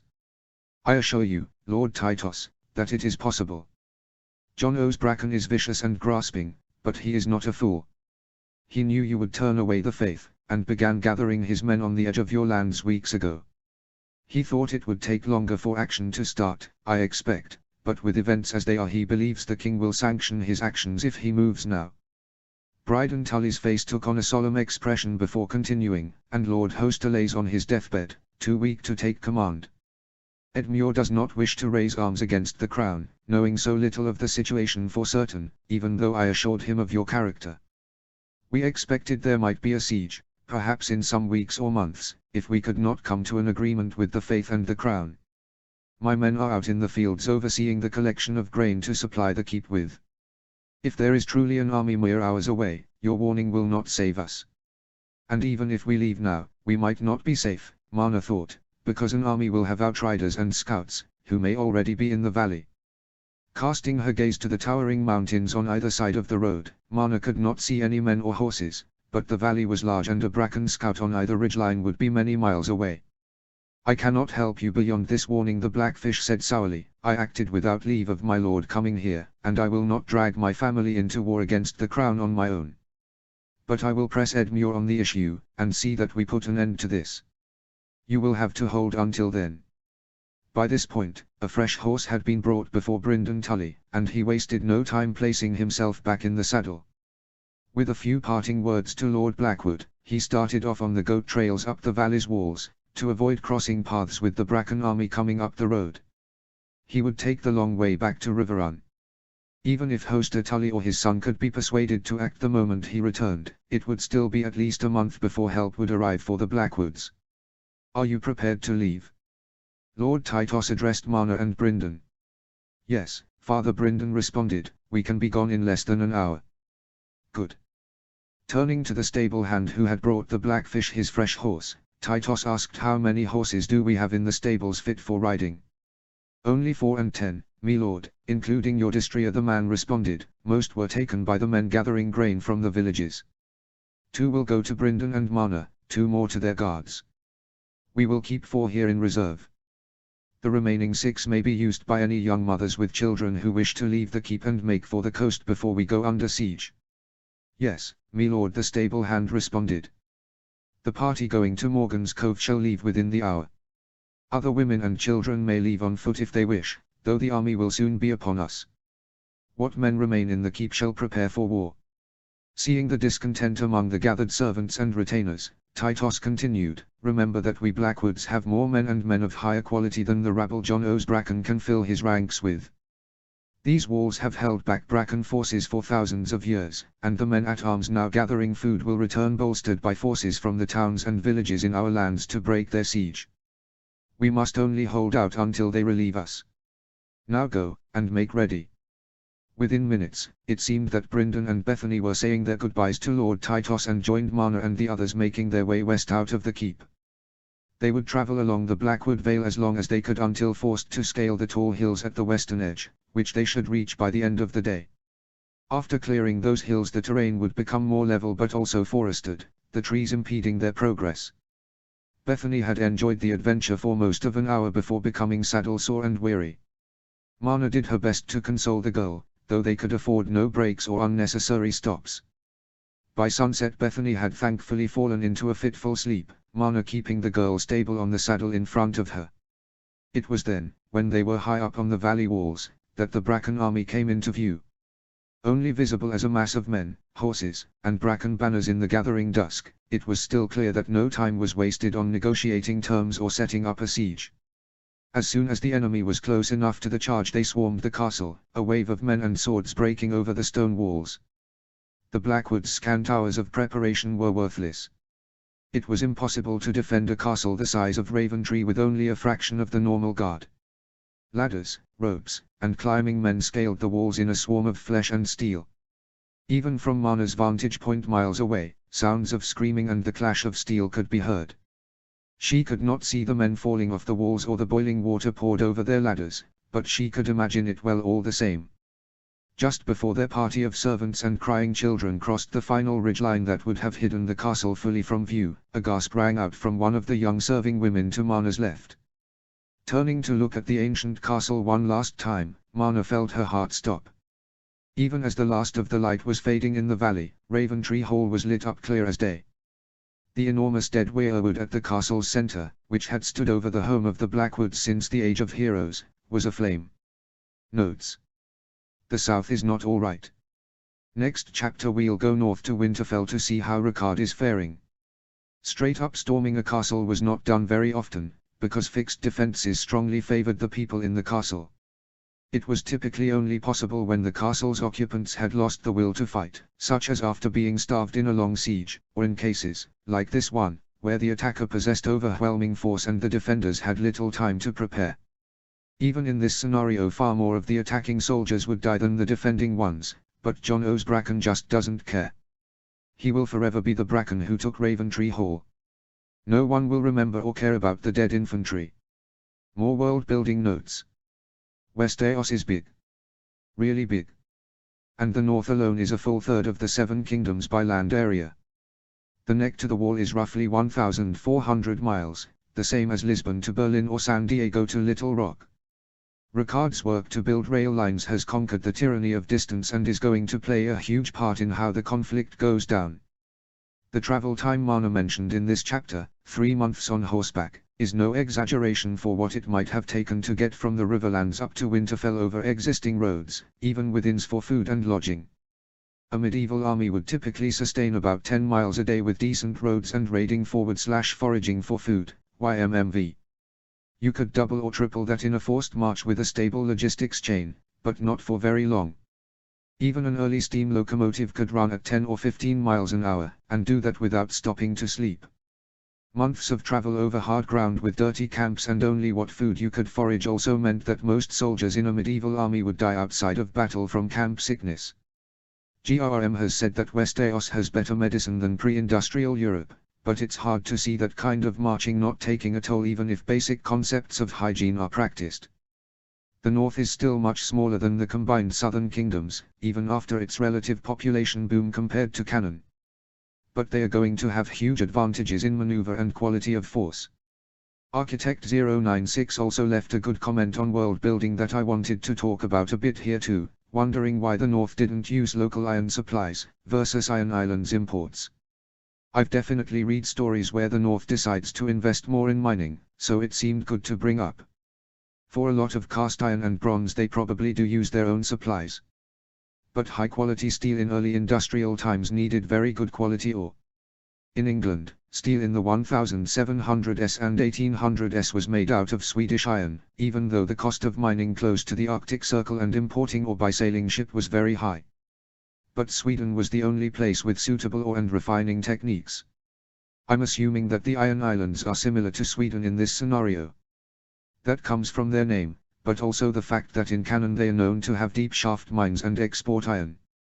The only reason there'd be a strong export market for Greyjoy iron is if mainland ores aren't good enough, because those mainland ores would certainly be cheaper than anything mined on a desolate island and shipped across dangerous waters. Chapter 6, Ricard 2. Summary. Southern plots and schemes reach Winterfell, along with dire news from the Riverlands. Rickard starts work needed to safeguard the North against the new threat of the Faith Militant. Notes. See the end of the chapter for notes. Chapter text. The small folk had taken to calling the end of the engine lines the docks of Wintertown. With no other name provided during construction, Rickard could understand why the name had stuck. The staging yards, stockpiles, warehouses, and clamoring passengers were all as close a copy one could make of the bustling ports at King's Landing or Braavos. He and Eddard were removed from the worst of the noise in an ornate lounge overlooking the engines, but the sulfur and smoke from the coal fires still thickened the air. They were waiting for two guests to arrive whom Rickard had summoned after receiving the King's order on the Faith Militant. Lord Marndaly would likely be the first to arrive in Wintertown. Engines from White Harbour arrived 6 times a day, absent mechanical issues, and the first of those arrived just after dawn after travelling through the night. Wyman Marndaly had become one of Rickard's closest friends and advisors. It was unexpected they were of an age with each other, but had never been close as children. Rickard barely knew of the other boy until he became Lord of Winterfell himself and received Wyman as a bannerman. But Rickard's plans for engine lines across the north hinged on White Harbour, which forced him to work closely with the Marndalys. It had resulted in a most successful partnership. Without Wyman's cunning and contacts, the growth and success of Rickard's projects would have been nearly impossible. The two men had spent countless hours poring over maps and plans for the engine lines, discussing strategies to boost trade and make use of the new inventions coming out of the Machinists' Guild. Wyman had come to Winterfell to comfort Rickard after Lyra passed in the winter of 290, and Rickard had gone to White Harbour to offer the same support to Wyman when his wife Jane went to meet her 7 gods the next year. Now, Rickard would rely on his help and advice once again to deal with the situation with the Faith. Second to arrive in Wintertown would be his son Benjen, from Barrowport. Benjen's seat on the Salt Spear was the result of years of negotiations with Willam Dustin. It was necessary to establish a town connected by engine to Barrowton and Winterfell to secure ore from the Iron Islands, and Dustin lands were the best place to do it. But only the Starks had the coin to pursue the venture, and Rickard did not want to show too much favour to a single bannerman by providing it without guarantees. The solution had come with Eddard's birth. Willam had a daughter, Aelys, just 1 year older than Ned, and Rickard negotiated a betrothal between the two. The dowry would include a small amount of land on the Salt Spear to build a port. The holdings would not be large, but it was expected that trade would be the primary means of generating tax and coin, so farms and mills were not required. Eddard, as a second son, was fostered in Barrowton to learn the lands where he would establish a cadet line once he came of age. The new house would answer directly to Winterfell but would be tied to Barrowton through Eddard's Dustin wife. With Brandon's death and Eddard's elevation to heir, Benjen had been forced to take over what was to be his brother's duty and founded the Iron Starks in the town of Barrowport. Willam was not pleased that Dustin Blood was no longer to lead the new house in his former lands, but Aelys as Lady of Winterfell had been an unexpected reward. Rickard and Benjen had also made an offer to attempt a Dustin betrothal for Benjen's heir, should children for such a match be available. So far Benjen had naught but daughters, and Willam's wife had only birthed a single son 10 years past, so it seemed unlikely. Benjen's eldest daughter would have to wed a second or third son willing to take the Iron Stark name, not the heir to a major house. A great clock hung over the platforms, informing Rickard that Wyman was due to arrive shortly. It was one of 4 clocks the machinists had commissioned for the engine system. The small town of Time Man's Crossing, where the line from Barrowton to White Harbour met the branch going north to Winterfell, had the most intricate of the 4 machines. It was there that engines were dispatched and received, controlling the flow of goods and people across the north. The one in Wintertown dictated the departure of engines back south to the crossing, but was secondary in all aspects to the primary machine. Just as the clock indicated it was due, an engine bearing the Merman of House Marndaly pulled up to the raised platform for passengers. The clattering carts rolled behind the enormous black engine itself, blowing black coal smoke into the great hall.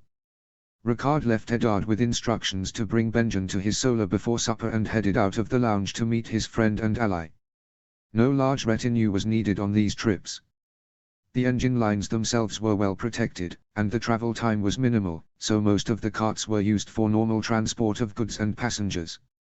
Only the last two would be needed to transport Lord Marndaly and a few servants for the journey, and were ornately decorated in silver and jade as befit the private transport of the Lord of White Harbour. Wyman stepped off the cart as Ricard drew close on the platform and boomed out a greeting, "My Lord Ricard. I am honored that you received me here." Sweeping into as deep a bow as his girth would allow, "I would have been pleased to see you at Winterfell's gates, my lord. I would not leave one of my oldest friends to wander through the city alone," Ricard responded, pulling the other old man into a brief brotherly embrace. "Come, Wyman, I have prepared our sturdiest destrier for you to ride to Winterfell." "Ha!" he bellowed out, "you are lucky, my friend, that I have taken care to eat fewer eels than I might have, and spent time in the yard. Even your sturdiest horse might not be enough otherwise." Indeed, Ricard thought that was likely correct. But his friend used his weight and appearance to good measure, hiding his cunning behind a jovial and corpulent exterior. Many merchants and customs officers had been received at the new castle for a night of feasting and drinking, only to leave having found themselves talked around and agreeing to deals much more in the Marndalis' favor than their own. The two men continued their idle conversation as they rode down the cobbled streets of Wintertown, and did not discuss anything of note until they were safely alone in Ricard's solar. "This business with the faith is most dire," Lord Marndaly opened, correctly guessing the true reason Ricard had brought him to Winterfell. "It is an insult, one more piled atop the many that Targaryens have issued the North in the last 300 years," Ricard said, dropping the pleasant visage he maintained in the ride through town to show the simmering anger he felt. "The new boy king thinks I will roll over once more and allow these faithful madmen into our lands. Even after the last 10 years of rhetoric from Old Town, we did not expect such an escalation either," Wyman responded. "They have even sent messages directly to the September of the Snows, demanding we create chapters of the Swords and Stars there to send out across the North in accordance with the King's decree. We have, of course, quietly refused such orders. Our Septons are all men from the North, trained at the Starry September, yes, but born here and returned to White Harbour. Fear not, Wyman, I did not bring you here because I thought you and yours were a risk for your belief in the Seven," Ricard said. "I know that the Marndalis have remained loyal for 1,000 years, and the faith militant existed for most of that time." "No," Ricard said, continuing, "I brought you here because I need your connections, men, and support. The cost of war is high, and may see the end of everything we build here in the North, but I can no longer stomach the price of peace. To the altar of peace I sacrificed my only daughter, my honor, my good brother's life to keep Aerys' throne in the Stepstones, and now they ask this too." Lord Marndaly brought himself heavily down to one knee and said, "Whatever you need from House Marndaly is yours, your grace." Ricard could see the Mermaid Lord's thoughts racing behind his eyes, planning and plotting. Wyman Marndaly, despite his Andal roots, had been the loudest and most vocal supporter of Northern independence after Lyanna was stolen. White Harbour had long borne the brunt of the Crown's taxes as the main source of imports in the North, made only worse when the engine lines brought trade to new heights. Yet Wyman was also a true believer in the cause. The Marndalis had been granted shelter by the Kings of Winter after being ejected from the South over 900 years past, and their loyalty to the Starks had not wavered in that time. "Rise, my friend," Ricard said gravely, "I do not need you to prostrate yourself so before me, and I wear no crown yet." After helping Wyman to his feet, Ricard continued, "I will not make any public moves to separate from the South yet. The situation is too unstable. Marna is making her way north now, and I will not risk the Crown turning their anger on the Blackwoods if they cannot reach us. I must also call a council of my lords, where I will require your support, to ensure that the North stands united in this path." Ricard paused, letting Wyman Marndaly nod in response. This was a reverse of their usual conversations, what with Ricard doing most of the talking and Wyman doing more thinking than speech. "There is one more thing, Lord Marndaly," Ricard said, "the matter of Lyanna and her son. You think Aegon will make good on Aerys' threat to see her dead if you rebel?" "Not Aegon," Ricard said with a grimace. "You remember that I discussed with you once my plan to place men in the Red Keep, to spirit her away if an opportunity arose." After Wyman confirmed that he remembered the details, Ricard continued, "The men failed. Lyanna sought them out to escape after Rhaegar's death, but by nightfall the men were dead. Some of Reed's spies in the lower city found their corpses.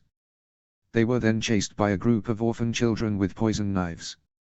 Varys tools. The survivors agree that Lyanna and Jaehaerys are gone from the city, but know not where. Wyman closed his eyes and muttered a brief prayer, followed by words of sympathy which Ricard waved away. I have sent men to try and chase her trail, but Varys' web runs thick in the city, Ricard said. I was a fool to play at intrigue in his home and think we went undetected. I need now your ships and trading contacts to look for her, in case Varys spirited her away across the sea.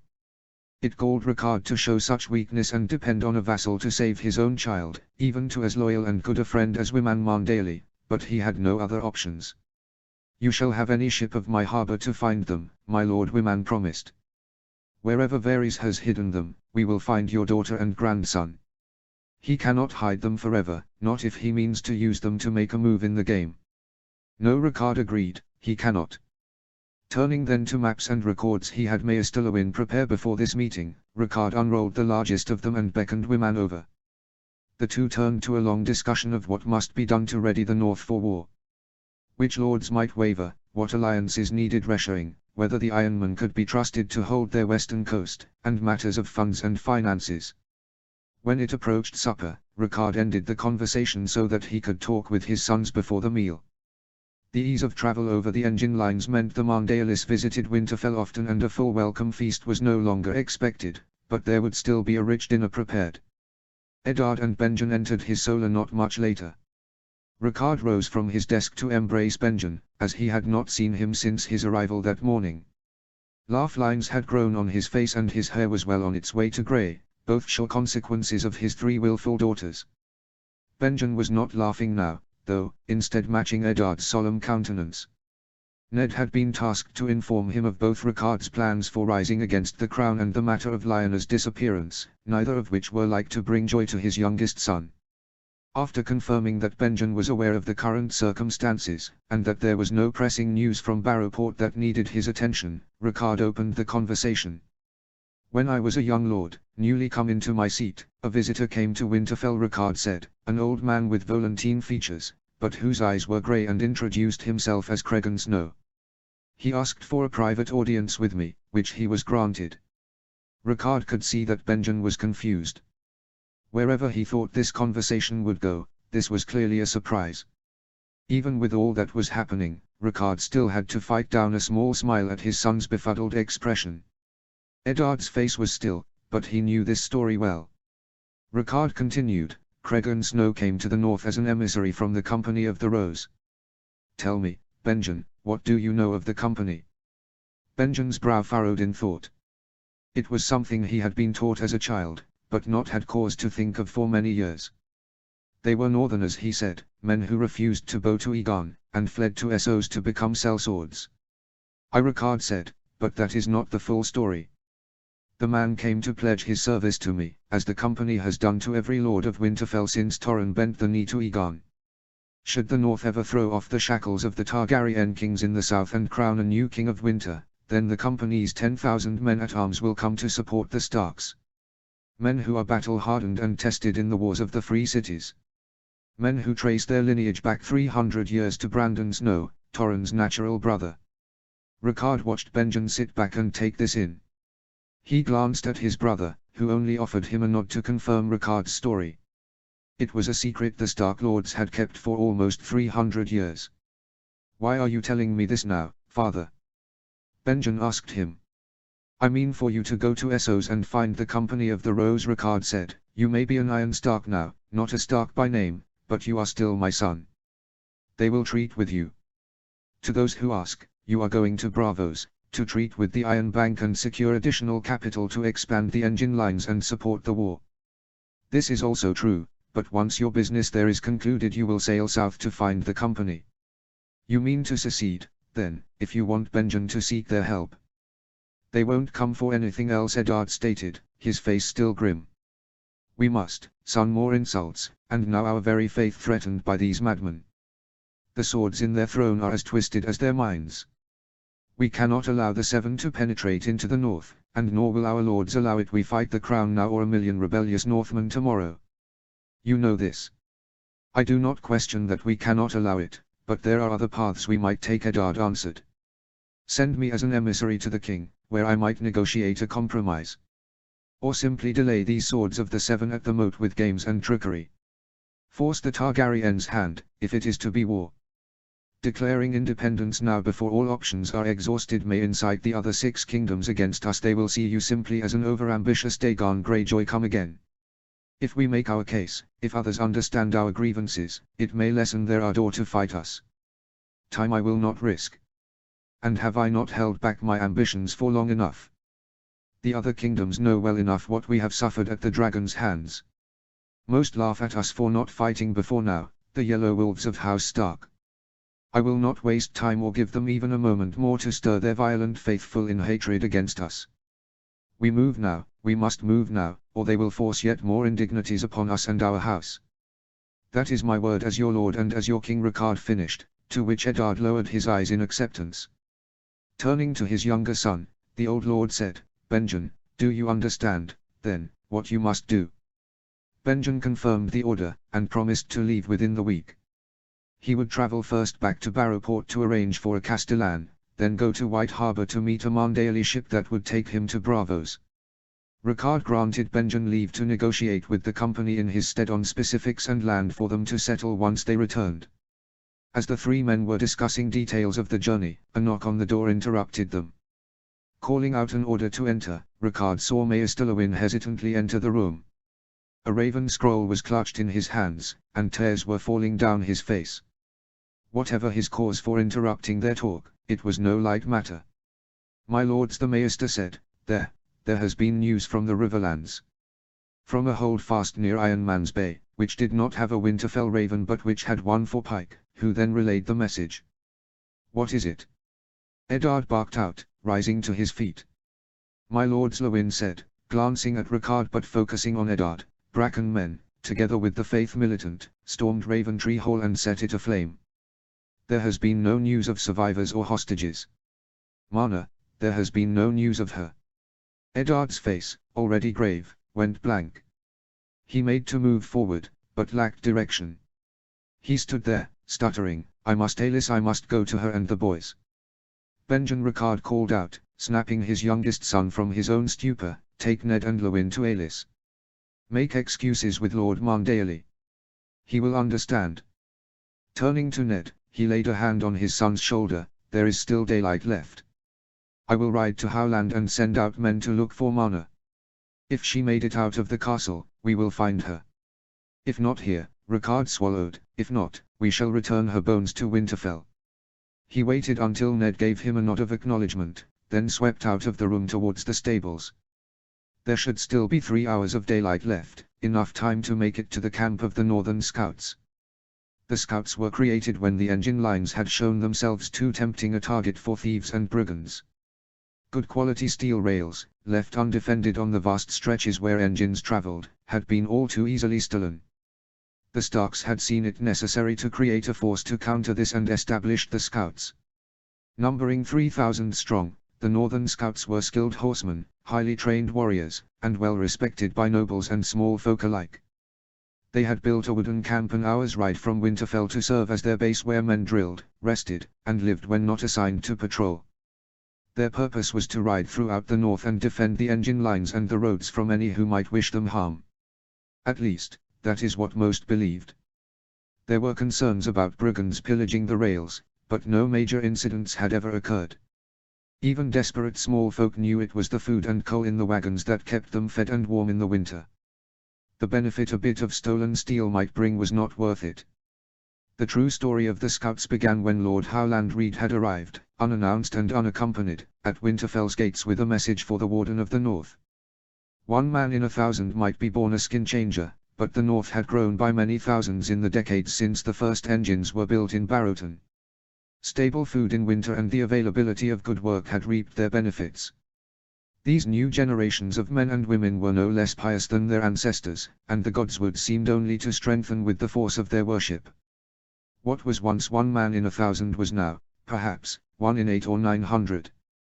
More children than ever before were now being born with abilities that could prove dangerous, and Lord Reed brought this knowledge to Ricard so that he might form a solution to prevent unneeded suffering.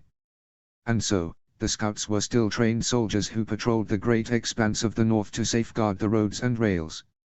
It was true that they practiced at leadership and could become officers for the levied farmers and townsfolk, should the North go to war. They hunted outlaws and were a place where even small folk might rise above their station, should they prove worthy. A select few women, if skilled a horse and able with a bow, had even found their way into the ranks. But 1 in every 2 men of the scouts was a skin changer, too, the ancient power of the old gods flowing in their veins. A secret kept close by Ricard and shared in confidence only with his family and most trusted lords, for magic was still feared by many in the north. Feared even by Ricard, but too valuable an asset to waste on superstition. The banners of the scouts came into view as Ricard drew closer to their base.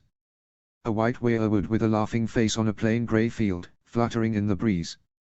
Lord Howland, who had taken command of the scouts at Ricard's request, was already waiting for him at the gate to the wooden palisade which surrounded the small town. Howland had left the care of Greywater Watch in the hands of his brother, to serve as Castellan until his son Hojan came of age. Ricard was glad the small man had stayed to serve as the head of the scouts.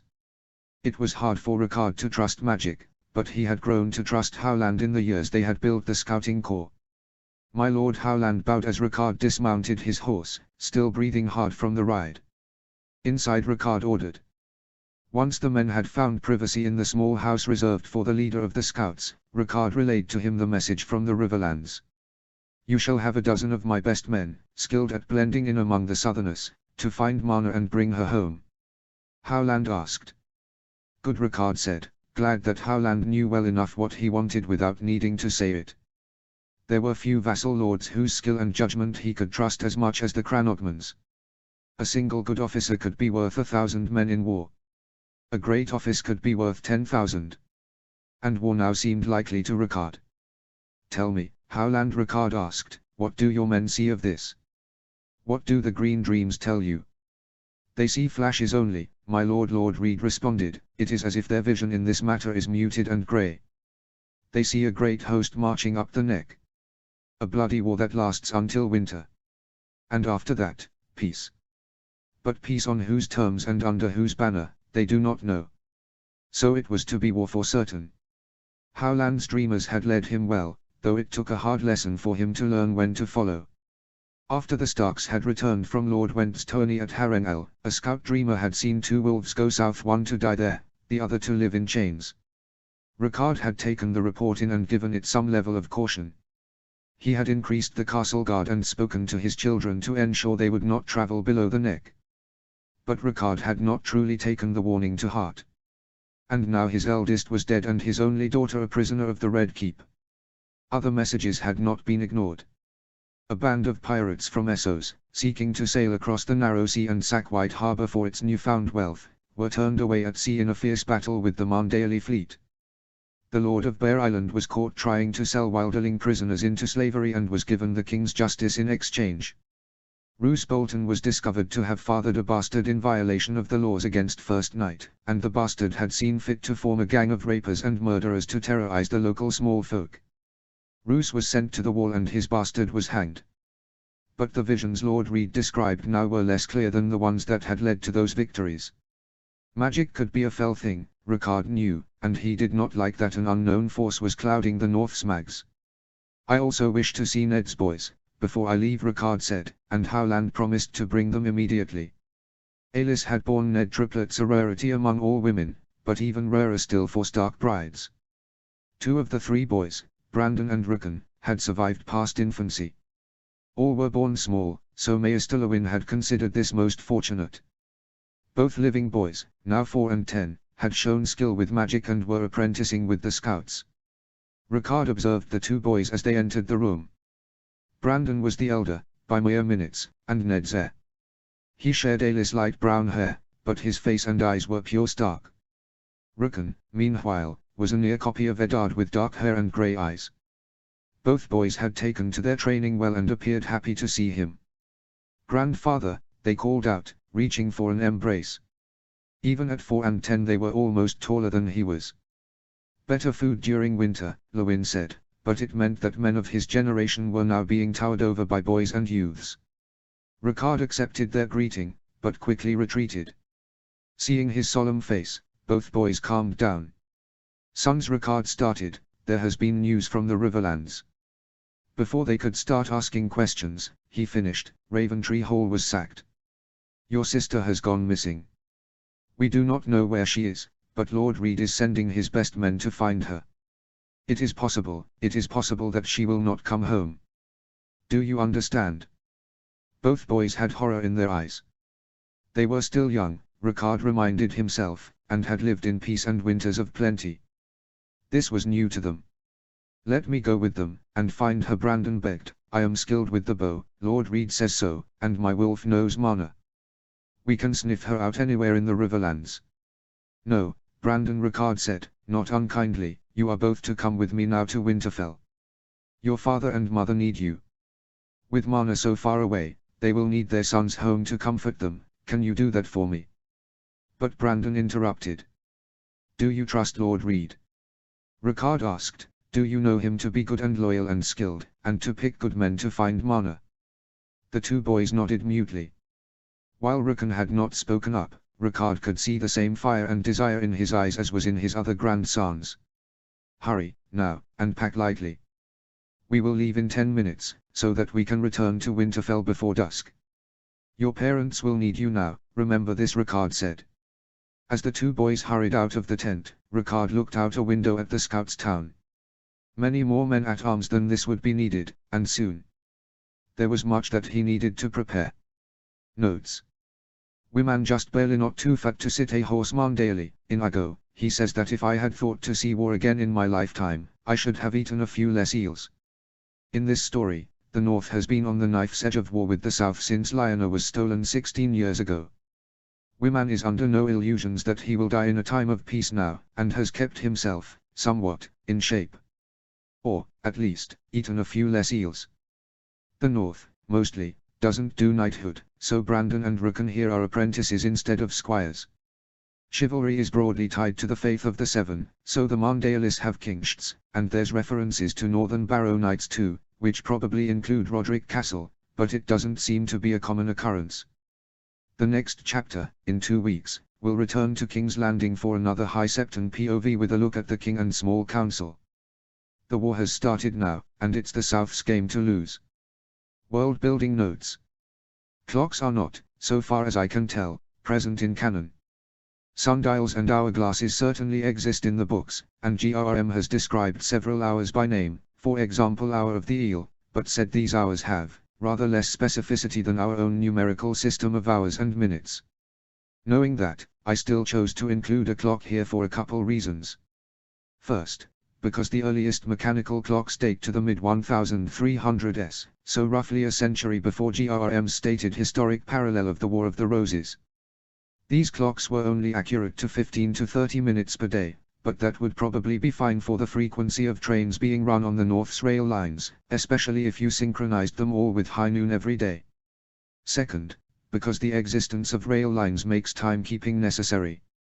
Especially when you only have one track with a few sidings, you need to be very careful with how often you send trains down it to avoid delays or collisions. So, in this war, necessity is again leading invention. Lastly, the North has invested significantly in engine and machine construction, so it is plausible to me that they have the right mechanical expertise to devise a basic clock. One other result of this is Ricard using more detailed estimations of time, 10 minutes, 3 hours, than canon characters did. After all, they have, kinda, accurate clocks now. Chapter 7, High Septon 2.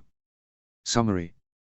The game is played in the capital, as the Crown marshals its forces to enforce the faith on those heretic lords who refuse the Seven. The king rules with an iron hand despite his age and infirmity. Notes. See the end of the chapter for notes. Chapter text. The High Septon stood at the entrance of the Great September of Baelor, a crowd below filling the plaza. At the pulpit in front of him was a Septa, clothed in white, speaking to the crowd. She had borne witness to the tragedy at Gulltown and now wore a horrific burn across her face as the cost. A flaming timber from the September had fallen as she marshaled the faithful to escape the doomed building. As soon as she was fit to travel, the High Septon had her placed on the Vale's fastest ship and whisked to King's Landing. The small folk here needed to learn of what was done to their own by the heathen first men, the children who had been killed for their faith. He had no doubt as the Septa spoke that it was the right decision, and he sent a silent prayer to the Father for the blessing of good judgment. Even injured, her voice rang out loud and clear. The fresh burn scars across her young face lent credence to her words no local preacher could have. She described the attack, the flames, and the dying children in horrible detail that transfixed the crowd. She tied each part of the story to the dangers of false faiths and what atrocities could be committed when one lost sight of the seven. It was a powerful sermon that the High Septon himself could not hope to match. When she finished with a prayer of thanks for her life and a blessing for the poor souls who did not survive, the crowd was remarkably silent. The High Septon embraced the scepter as she stepped off the podium, and then took her place to announce a midnight vigil for those who died that day near Gulltown. With the state of the crowd, he expected now that many more would come this evening than he had first thought. A strong sign from the seven. He would have to send the scepter with a company of swords and stars around the realm to speak to others, small folk and lords both. While most womenfolk were known to be wanton and prideful, it seemed that this specific example had appropriately devoted herself to the seven and would serve the cause well. There was not a moment of rest for him, though, as he was needed back atop Egon's high hill in the Red Keep. The business of the realm would keep him occupied until it was time for the vigil to begin. As he walked to the hill, he was stopped many times by faithful followers. He laid hands on expectant women, on drunks, and men nearly too ill to stand, calling out blessings to the mother, to the crone, and to the smith for safety, wisdom, and strength. Septon Benedict, the king's hand, had pleaded with him to bring guards on these walks, but the High Septon did not believe it was needed. Armed men, even the swords and stars, were not looked on kindly by the small folk. The High Septon had been born a cobbler's son and knew this well. He was no better than any of these poor souls and would not shield himself from them with a wall of swords. The seven would protect him if he was meant to be protected. Eventually making it to the Red Keep, the High Septon was surprised by the sounds of a commotion near the king's quarters. Hurrying in that direction, he was met by the sight of Septon Benedict standing in front of the king's door while a young man with pale white hair was restrained by two of the king's guard. A blood-tipped Valyrian steel knife lay on the ground, matching a fresh wound on Benedict's cheek. But the hand of the king stood undaunted despite the wound while the young man ranted and raged. "All of you are fools, fools. You will let me see the king, and he will have you all put to the sword for touching a man of royal blood." The man, now recognizable to the High Septon as Prince Viserys Targaryen, shouted out. Seeing that Septon Benedict was losing his patience, the High Septon spoke up. "Peace, my prince. I am certain that we can resolve this misunderstanding. The king is often ill, and requires rest. More white-robed rats. You infect this castle. If my nephew had sense, he would employ a legion of cats to drive you off." "Who are you?" another of the faithful servants of the king. "I am the High Septon, my prince." The High Septon responded calmly, offering Viserys a small bow. "I sit on the king's council. While the king cannot see you now, his hand and I may be able to help you." Viserys sneered, "The peasant Septon. Yes, I know you, and I know how you speak for the king. What you did to my Daenerys. No, I will not discuss this with you. My business here is with the king, and the king alone." Sending Daenerys to Pentos to avoid her premature despoiling by her brother had not been the High Septon's idea alone. But he was content to let Viserys believe it was. The prince was not an enemy he was concerned to have, though he hoped that Viserys might one day soothe his anger and pride with the faith. As the hand opened his mouth to bite out a response, blood still running down his cheek, the door to the king's chambers swung open. Behind them stood Aegon VI, clad in red and black and leaning heavily on an ornate wooden cane. "My king," the hand exclaimed, falling into a bow, "I apologize for the disturbance. I had hoped that you might be able to rest in peace this afternoon." "I did too, Benedict." The king gave his hand a wan smile, "Yet such commotion outside my doors prevented that." Turning to Viserys next, he addressed the prince. "Well, uncle, your king is here. What do you ask of me?" "My king," Viserys dropped into as low a bow as his king's guard captors would allow, "these fools have sent the most outrageous letters to Dragonstone. They claim to act in your name while they deny me my sister as a bride. They seek to betroth me to a steward's daughter from the Reach. Treason, to both you and our house, for I know the order did not come from you." The king stood in silence for a few moments, studying Viserys. "Those were my orders, uncle. The faith speaks out against the practice of incest. The number of stillbirths and miscarriages in our family clearly shows the mother's displeasure with the practice. Margaery Tyrell is a good maiden, and the crown needs firm alliances with the great houses in these times. This marriage will be in service to your house and your family. No, you cannot do this. I am a dragon, and I will not be saddled with some Andal whore. The blood of the dragon must be pure. I have done nothing but support you, nephew. You are but a sickly boy of a sickly woman. Do you think there were not lords who approached me, begging me to seek a claim against you? But they demanded that I wed their daughters and make them queen, or other such favors. I do no favors to servants.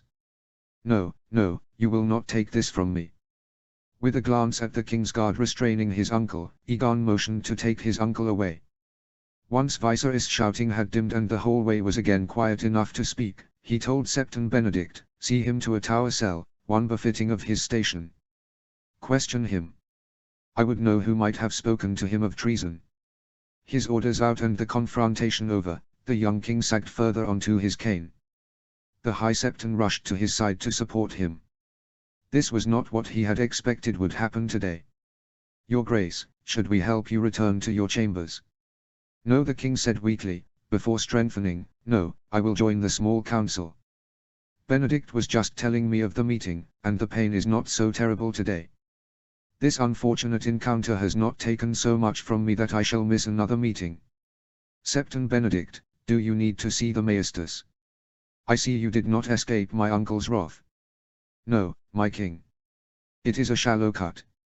I will simply retrieve some of the fresh bandages from your chamber to use, if it pleases you, and have them replenished while we discuss matters in the council. Very well, the king said, giving permission. With a brief delay, the hand had acquired some fresh linens to hold to his face and stem the bleeding. The High Septon offered Aegon a reassuring smile as they started a slow walk towards the council's chambers. The king accepted the High Septon's support at his left elbow, and used his cane with his right arm. They made slow but steady progress, despite the pain the High Septon could see flash across the Aegon's face with every step. A trial from the gods, or a punishment for his ancestors' crimes of incest and hubris, the High Septon thought, but the king perseveres and is most righteous in thought and bearing. He does not curse or blame the seven for what they have done, but instead thanks them for their blessings. I had hoped to firmly tie the Reach firmly to my house with this match, but I fear it cannot go through. Not with Viserys, a potential traitor and so unwilling besides, the king said as they walked. If he has betrayed you by not reporting these treasonous lords when they approached him, that may be grounds to break his betrothal to your aunt. Perhaps a match for her could be found instead of sending her to the Silent Sisters, Septon Benedict said. I had hoped. Daenerys was always my favorite, of the rest of my family. I thought she might find peace in service to the faith in a way I could not as heir and king, just as it might have saved Rhaenys from her lustful ways. But now she and I are the last two Targaryens fit to marry, and the crown demands we build alliances. She has recovered from her illness by now, I take it. Yes, my king, the hand responded, but Sir Daery requests ships from the royal fleet to escort her home. There have been ironmen sighted in the narrow sea, and with Balon's uprising he fears transporting the princess back home. A horrifically ugly business, the High Septon thought. Sir Daery is right to fear what the Greyjoys and their ships could do to the young princess. Balon's brother Victorian had sunk the ships of the faith sent to him, and Balon had sent a raven to the crown claiming the Septons had all been converted. They were now servants of the drowned god. A raven scroll signed Balon Greyjoy, Lord of Pike and King of the Iron Islands. Then it will have to be a betrothal only, not a wedding, until we stamp out this rebellion, the king said. Ships cannot be spared until the Ironmen are subdued. Balon will learn the lesson that Dagon Greyjoy learned a century ago. Perhaps we shall make the lesson more permanent this time. Once the faith is established on the Iron Islands, your grace, the High Septon broke his silence to say, then there will be a lasting peace with the inhabitants of those rocks. While the drowned god reigns, we will never see a lasting solution. The poor heathens cannot conceive of peace and plenty, they see the only path to godliness as raping and reaving. Indeed, your holiness, the king said, joining him in a brief prayer for the salvation of the Ironmen's souls. With that, their party finally reached the small council chamber. The other members of the council were already waiting for them to arrive. There had been some changes since Aegon's first council session. Lord Valerian was gone, replaced as Master of Ships by Paxter Redwine, current Lord of the Uber, whose father had briefly held the seat under Roger. Valerian was dismissed by the king after failing to prevent the escape of the Princess Rhaenys, Lyanna Stark, and Jaehaerys Waters. Aegon had been most wroth when he learned of the three's escape. The king had further attainted Lyanna and Jaehaerys, working together with the High Septon to annul her polygamous marriage to his father and to remove the Targaryen name from both northerners. Kevan Lannister remained, but said little in council meetings unless he was directly addressed on a matter of coin. He had attempted to speak up against the actions of the faith militant at first, but found his silence after the burning of Raventree Hall. Andus Ironwood was not so lucky.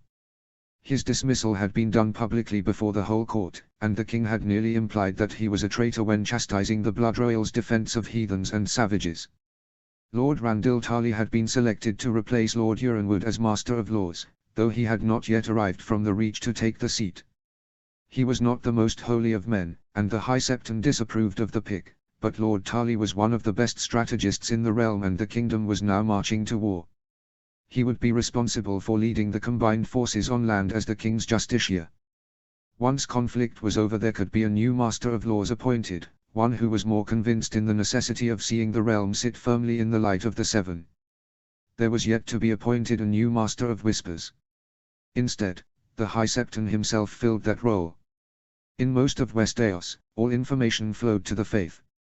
Lords confided in their septons in prayer. Every household of note employed septars to teach their children, who often overheard many things of note. Even the small folk trusted secrets to the wandering septons and begging brothers who traveled the lands. Sailors and merchants traveled far and brought back gossip to their homes, which conveyed information from lands outside of the faith's control. In some circumstances, the crone herself even granted visions to certain devout followers.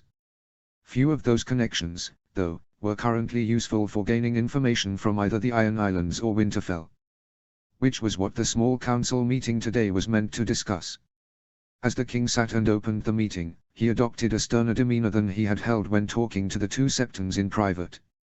It was his opinion that he must be fierce with his lords, or they may take his frequent illness and youth as an excuse to disregard him. I have heard news of the war from my hand, but now I will hear it from my councillors, the king said. Tell me, what is being done to purge these savages, heathens, and reavers from my lands? Your Grace, Lord Redwine started, my men have been preparing the ships of the Uber, and the royal fleet sails hence from Blackwater Bay. We mean to link up the two fleets at Lannisport in a month's time and, together with what vessels Lord Lannister can spare, smash the Ironman at sea. What vessels he can spare, are not all of his vessels available to the crown? What does Lord Tywine not wish to dedicate to the cause? The king asked. Lord Redwine hid a quick smile at the question, and Lord Kevan Lannister a grimace. My brother wishes to keep half his ships in reserve, to defend the coastlines, should the battle at sea not prove decisive, Lord Kevan answered the king. It was a topic of debate that had come up often between Lord Redwine and Lord Lannister. Redwine's phrasing was clearly meant to draw the king into the debate, and finally put the matter to rest. A reserve, does Lord Tywine also cower from the lions in his own cages? The Iron Fleet may be large, but how large is it compared to the rest of the crown's ships combined? Tell me, Lord Kevan, the king ordered. Kevan, a displeased look open on his face, answered, we believe their ships number between 1/4 and 1/3 of our own, your grace. But the Ironmen are crafty, and may avoid a direct confrontation in favor of attacking isolated ports and villages to reave and rape. Enough. If they are at sea, then the combined fleet will find them. Lord Tywine may keep 1/5 of his ships in reserve, to hunt any of those who escape the battle. No more. Yes, your grace, Kevan bit out, I will convey these instructions to my brother. While not so uncouth as to speak up or openly applaud the king, Lord Redwine's pleasure at the proclamation was obvious to all in the council chamber. The fleet being assembled now would dwarf any that had come before it in the Seven Kingdoms, greater still than the one the Andals used to flee Essos or Nymeria's 1,000 ships. With Lord Lannister's full commitment, the number of vessels would grow even larger. As Master of Ships, it would be Lord Redwine's name which was to be associated with the battles and victories to come, and his name which would be recorded in the histories.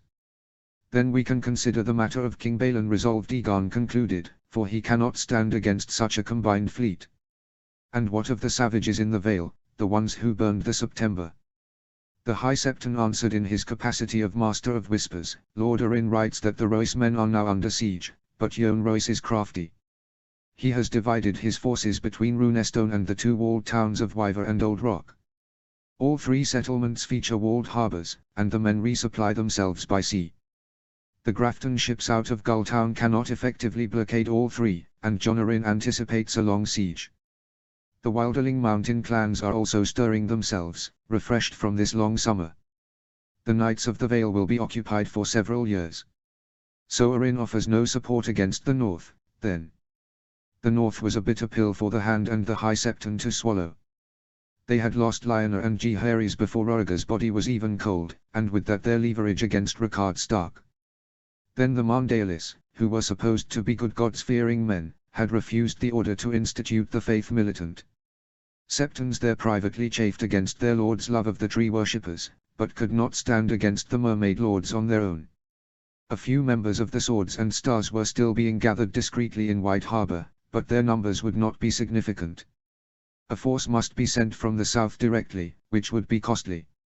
Many good men would have to go to the stranger to spread the light of the Seven to the northern heathens.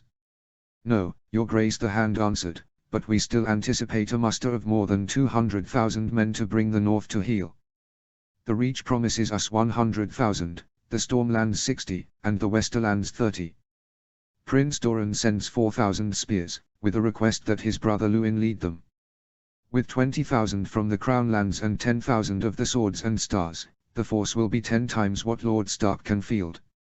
4,000, is my mother's house truly so poor? The king asked, though he continued without waiting for an answer.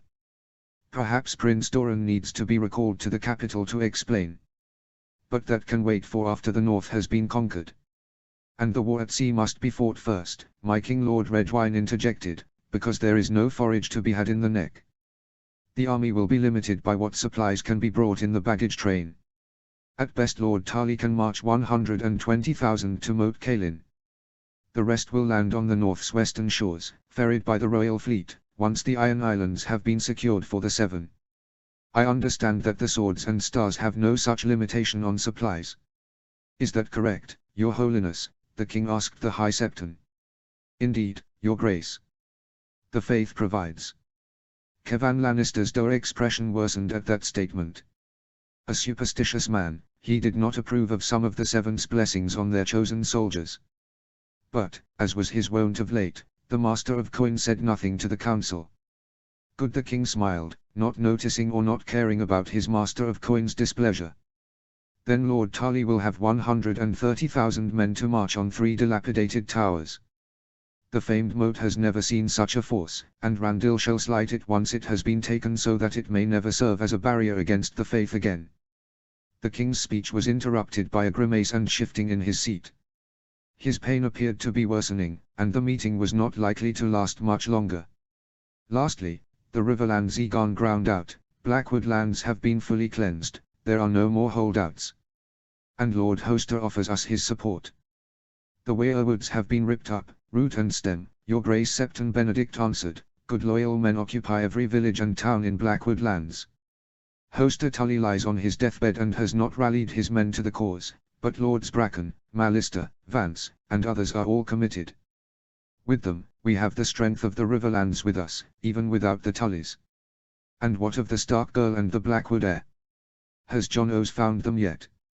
An unfortunate loss, the High Septon thought. Without Lyanna or Jaehaerys, the young girl had been one final opportunity to extract concessions from Rickard Stark.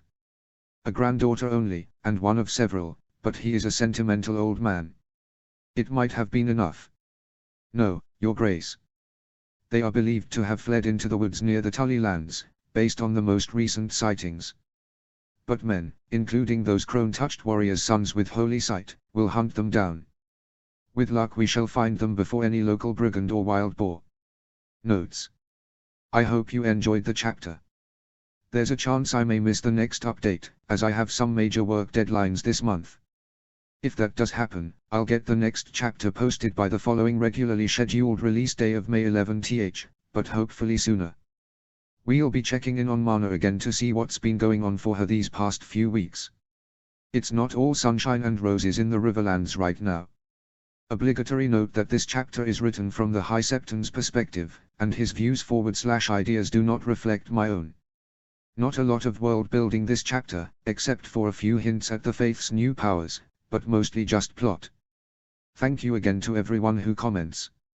I read all of them and love them all. Chapter 8, Marna 3. Summary.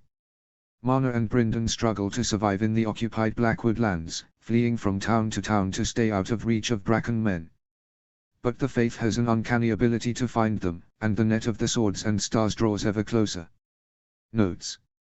See the end of the chapter for notes. Chapter text. The past 5 weeks had put Marna and Brynden through one hell after another. Marna was sore, blooded, bruised, and exhausted. She and Brynden had scarcely had a full night of sleep in the entire duration, either having to trade watches in the night or being woken up by nearby patrols of Bracken men. First, there had been the mad dash to Morgan's Cove to find the ship north. The journey would normally be 4 days of hard travel, but they traveled the distance in only 2 by switching horses and riding through the night. It was not enough. Mallister ships sat in the bay, low with the weight of their plunder, and the small wooden keep of the town was burned to ashes. The Godswood, too, was destroyed, and even as they watched from a distance, she could see a team of men felling what trees remained with a vengeance. That sight had been more brutal than the 2 days of riding, worse even than seeing Raventree Hall sacked. Their escape was now cut off, and the whole of the Riverlands now seemed against them. It was not just the Bracken feud rearing its head once more, or a few crazed madmen of the Faith, but a larger effort. And there weren't enough Blackwood men, even should they gather every farmhand and stable boy, to fight the combined armies of the Riverlands at once. At least not without allies. Grandfather might fix this, Marna had thought at the sight, but he will likely face his own foes. Between defending the moat and sending forces to the Riverlands, he will choose to stay in the north. There wasn't much advantage to an alliance with the Blackwoods, anyway, not if they were all dead. It was also at Morgan's Cove that she killed her first man. Marna enjoyed archery. She took pride in her skill with the bow, in the satisfying flight of the arrow, how it sunk into a straw target, or one time the neck of a bear which had threatened Wintertown. She thought shooting at the pack of Mallister men who'd seen them from the town and ranged out to meet them would be different. But an Andal and a bear had not been very different when her arrows pierced them. Not long after fleeing the coast they had left Bethany with a loyal miller, a man who had once been a landless knight in Blackwood service before his age forced him to put down the sword. Lord Tytos granted him a vacant mill and coin to restore it as a gift for his long years of service. Bethany would be safer there than she was on the road, and the miller would claim her as a daughter by his young wife. Brynden's young sister had not fared well on the road and was quickly taking ill. Hiding Bethany away with a loyal man was the safest option, even if the miller could not provide her benefits fitting her station. It proved to be a wise decision, as the next day they were set upon by Bracken men and the Faith militant. 5 times they had been found, even when hidden away in dark forests or disguised as simple refugees when none should have known otherwise. Brynden cursed the 7, and their followers, for their use of foul magics. Marna was inclined to agree. While she did not have the same talents as her brothers, Lord Reed had taught her of magic all the same, and she could recognize its hand.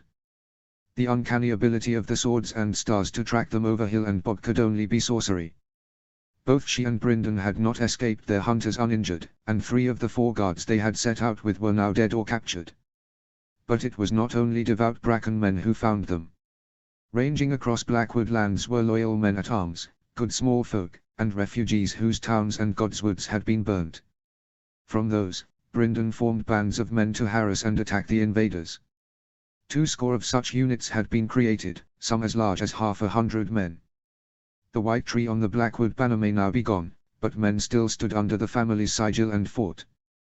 20 of the bands were ordered to plunder Bracken baggage trains and food stocks, to target the weakest points of the army.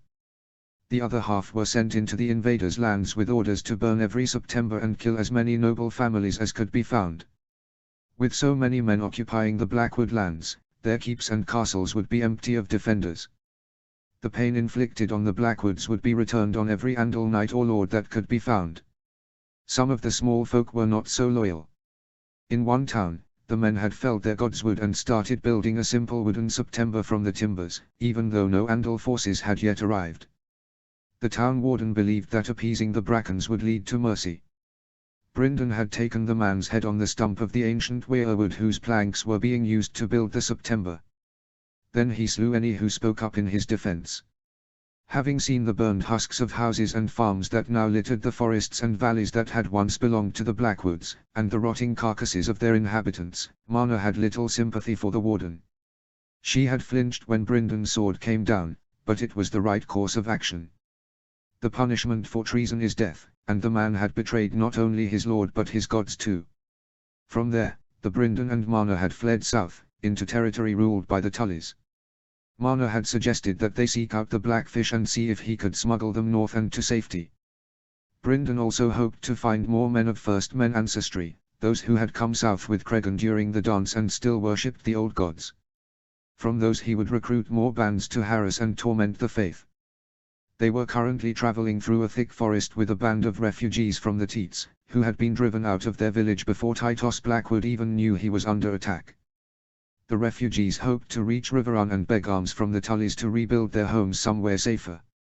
Marna did not think they would have any success, but avoided sharing her thoughts with their traveling companions. The Blackfish had been sympathetic to their cause and warned them of the Bracken threat, but he often acted against the wishes of his lord and father.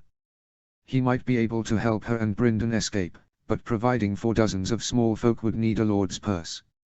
Many of the Tullys' vassals, including those now allied against the Blackwoods, could field more men and spears than their overlords. Unless her grandfather could be persuaded to provide aid in force, Lord Hoster would be reluctant to overtly chastise those riverlords who had sacked Raventree Hall by supporting those first men who fled the destruction caused by their war. Marna and Brynden planned to abandon the party shortly before Riverrun, and intercept the Blackfish when he left the castle. But for now, they did what they could to help the struggling small folk. These were not traitors willfully abandoning their liege, but only poor families who had lost everything to Bracken swords. The very men and women whom they were sworn to protect, as the ruling nobles of Blackwood lands. Marna had done her best to care for some of the younger children, carrying them and playing with them when their parents were too tired to do so. She used her weirwood bow to hunt game, and told stories of Black Ailey and the great kings of winter to youth and adults alike. It was when they were only a few days' walk from Riverrun that she heard a familiar cry from above beyond the tree line. Looking up, Marna grabbed at Brynden's hand and stopped still. When the travelers in their company gave her queer glances and made to stop as well, she motioned them forward while pulling Brynden back in the direction they came from. Seeing that his other hand had gone to the pommel of his sword and his body was tense, she let out a half-hysteric laugh and stopped tugging him so fiercely. "Brynden, look up. Do you recognize that bird?" Marna asked breathlessly, pointing up at the white and grey hawk which had cried out a few minutes earlier. Now confused, but understanding there was no immediate threat, her betrothed squinted up at the animal flying lazy circles above them. Turning to Marna, he said, "No, I don't." "What is it?" "It is not of the Riverlands." "No," Marna said with a wide smile, "it is a grey-tailed hawk. They hunt at the stony shore and in Flint's Finger, but have never been seen south of the Neck." "Don't you see?" she asked, but was met only with a blank stare. "Brynden," she continued, taking both his hands in hers, "it must belong to one of my grandfather's men. They've come south to find us." "Indeed, my lady," a voice interrupted them with deep northern tones. Spinning around, the two saw that they had been joined by 4 men, one of whom had an outstretched arm on which perched the hawk which they had just seen. The leader, who had spoken out, swept into a deep bow. "Lord Ricard sent us to find you, and escort you to Winterfell." "Arin!" Marna cried out, and fully threw herself into the man's arms, once more succumbing to laughter. Too much had happened these past weeks to care about propriety anymore. "Who are these men, Marna?" Brynden asked. Letting go of the northerner, but staying close, Marna answered, "Brynden, this is Arin Locke, second in command of the Northern Scouts under Lord Reed. He has been to Winterfell many times, and personally trains my brothers. A loyal servant of the North." "I have heard of the Northern Scouts," Brynden said, "and am grateful you have come to find us. Tell me, what does Lord Ricard plan in Winterfell? And what have you seen in your journey?" When we left some weeks ago, Lord Ricard had called for a council of the Northern Lords. He had not yet called the banners outright, but may have done so now. Orin responded, before his tone turned darker. We have heard that the king has sanctioned the attacks and murder of Lord Tytos. There can be no doubt that a larger war will start. The murder, it is confirmed, then, my father is dead? Brynden asked. I am sorry, my lord, I thought you would have heard. We happened on the Bracken camp, in our search. Jon Oh's men tell the story of his death for all to hear. A raven feather cloak hangs now from the highest Bracken banner. Brynden closed his eyes and let out a deep breath, before speaking again. We have heard rumors, only, nothing certain. I had thought he must be a captive, likely held to pacify our men at arms. It would not make sense for Jon Oh's Bracken to see him dead when his heir was still free and could take up the lordship. And for the crown to sanction it. King Egon's own great-grandparents were born of a Blackwood queen. It was a bitter thought, but Marna did not think Jon Oh's had any desire to take the sensible action. He had seen a chance to kill a Blackwood and taken it. And none would call a family connection so faint as that kinslaying, even though the Blackwoods were one of the only families not of Valyrian stock to marry into the royal line. Let us take you north with us, then, my lord, Orin said. There you can rest, train, and work with Lord Stark to support the cause of all those who resist the faith. You are Lord Blackwood now. Your word and sword will carry great weight. Lord Blackwood, lord of what? I cannot lay claim to Raventree Hall. The tree is burned, the birds no doubt killed off. My people labor under Andalax, or are scattered to the winds. The best I can serve them is here, with sword in hand, until the scourge of the invaders has been swept clean of my family's lands. Brynden Marna voiced, was this not what we planned? To reach the Blackfish, and have him send us north to Winterfell. Orin and his men could get us there overland. They know Lord Reed and have contacts among the Crannog men to see us safely through the neck. Brynden turned sorrowful. That is what we had dreamed, that I might negotiate for father's release from a position of strength, that the bans set upon the Andals would force them to reconsider the costs of their war. But now there is no hope for that. I am Lord Blackwood, and my place is with my people. Seeing the despairing look in Marna's eyes, Brynden moved closer to lay a comforting arm on her shoulder. We were betrothed, and I would still be proud to call you my wife. But you are only 5 and 10, and not Lady Blackwood yet. The past month has been hardship enough. I would not begrudge you returning to Winterfell with your grandfather's men. I mean to establish a camp here in these woods and find men for more raiding parties. To harass and battle the forces of the Faith Militant, and take the war to their homes. It will not be easy, nor honorable, and I will likely die.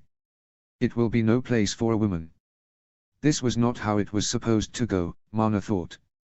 They had finally been rescued, and now Brynden suggested they should not both go to Winterfell. She swallowed as she considered his words further. She did want, more than anything now, to go home. To see the high walls of Winterfell again and embrace her mother and father. To use her bow for pleasure and sport, not to buy time while fleeing gangs of Bracken men. To rest her feet and heal the cuts and bruises she'd picked up. But it was half a miracle they had survived as long as they had against the Faith Militant and the numerous enemy lords. Brynden was marching himself to a quick and brutal death if he went through with his plan.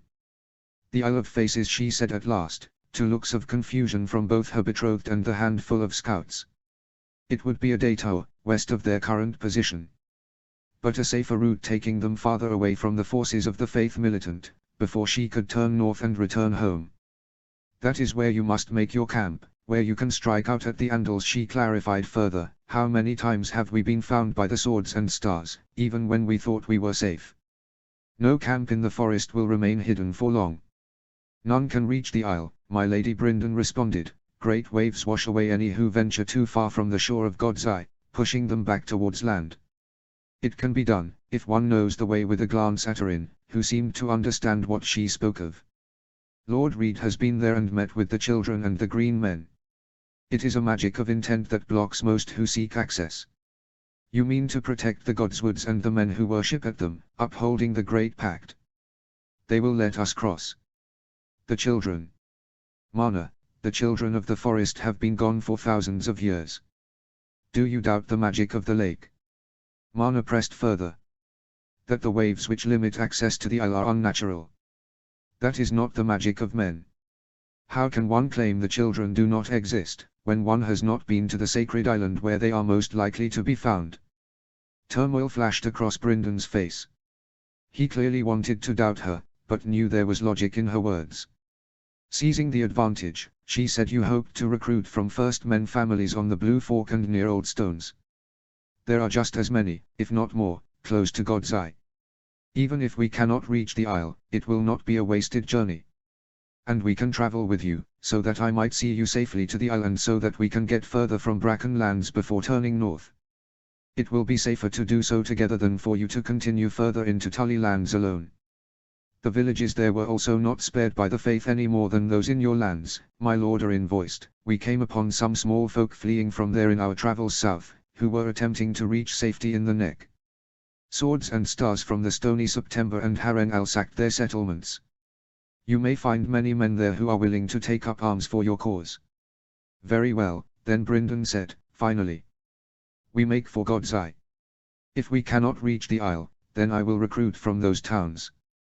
There is nothing to gain by continuing to Riverrun, not with the crown fully aligned with the Brackens. The Tullys cannot hope to compete with their vassals and the Targaryens both." Notes. Thank you all for your patience with the delay on this chapter. I'll be back to the regular every other week posting schedule from here on out. Hopefully done with travel for a while. Marna is having a bad time and is going through a lot. It's a cold, brutal world that GRM has given us. This chapter will also hopefully highlight that the Starks/First Men are not and won't be holding to modern moral values. My main driver for this fic was actually exploring different morality systems, something I hope to get deeper into in later chapters when the High Septon has a chance to really talk through his motives. And, of course, the industrialization piece, which is a fun thought experiment to work through with the world building. As always, I love the feedback and appreciate every word. Even, especially, if there's things you think could be improved.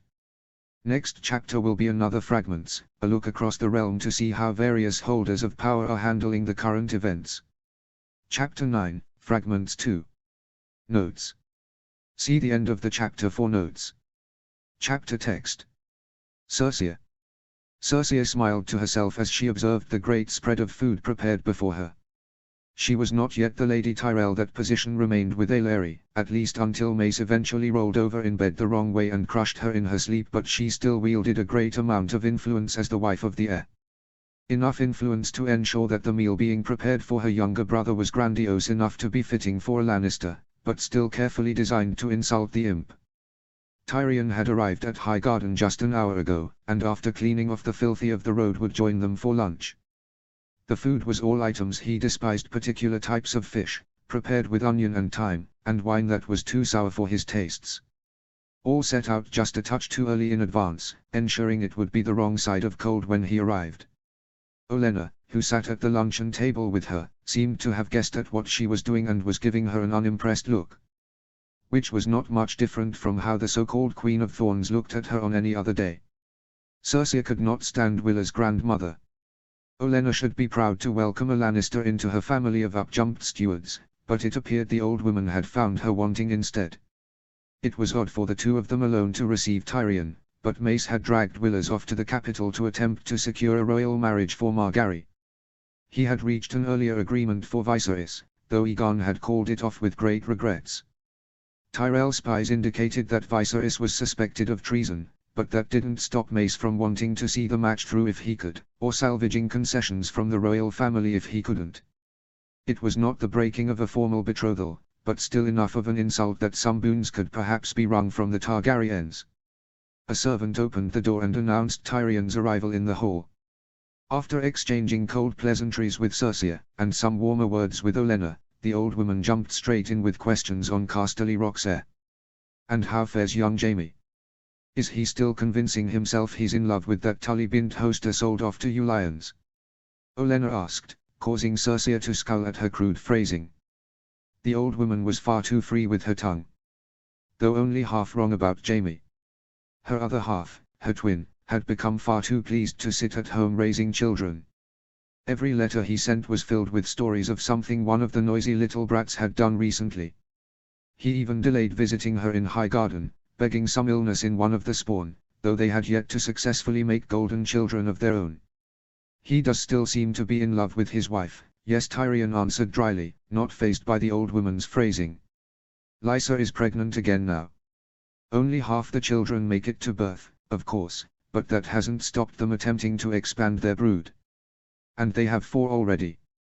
Perhaps Margaery for his eldest, if we're to continue this alliance, Olenna voiced. He's nearing 1 and 10 now, isn't he? The right age for a betrothal. If Mace doesn't manage to talk the king around to upholding her promised wedding to Viserys, at least. Tyrion leveled a dull look at Olenna.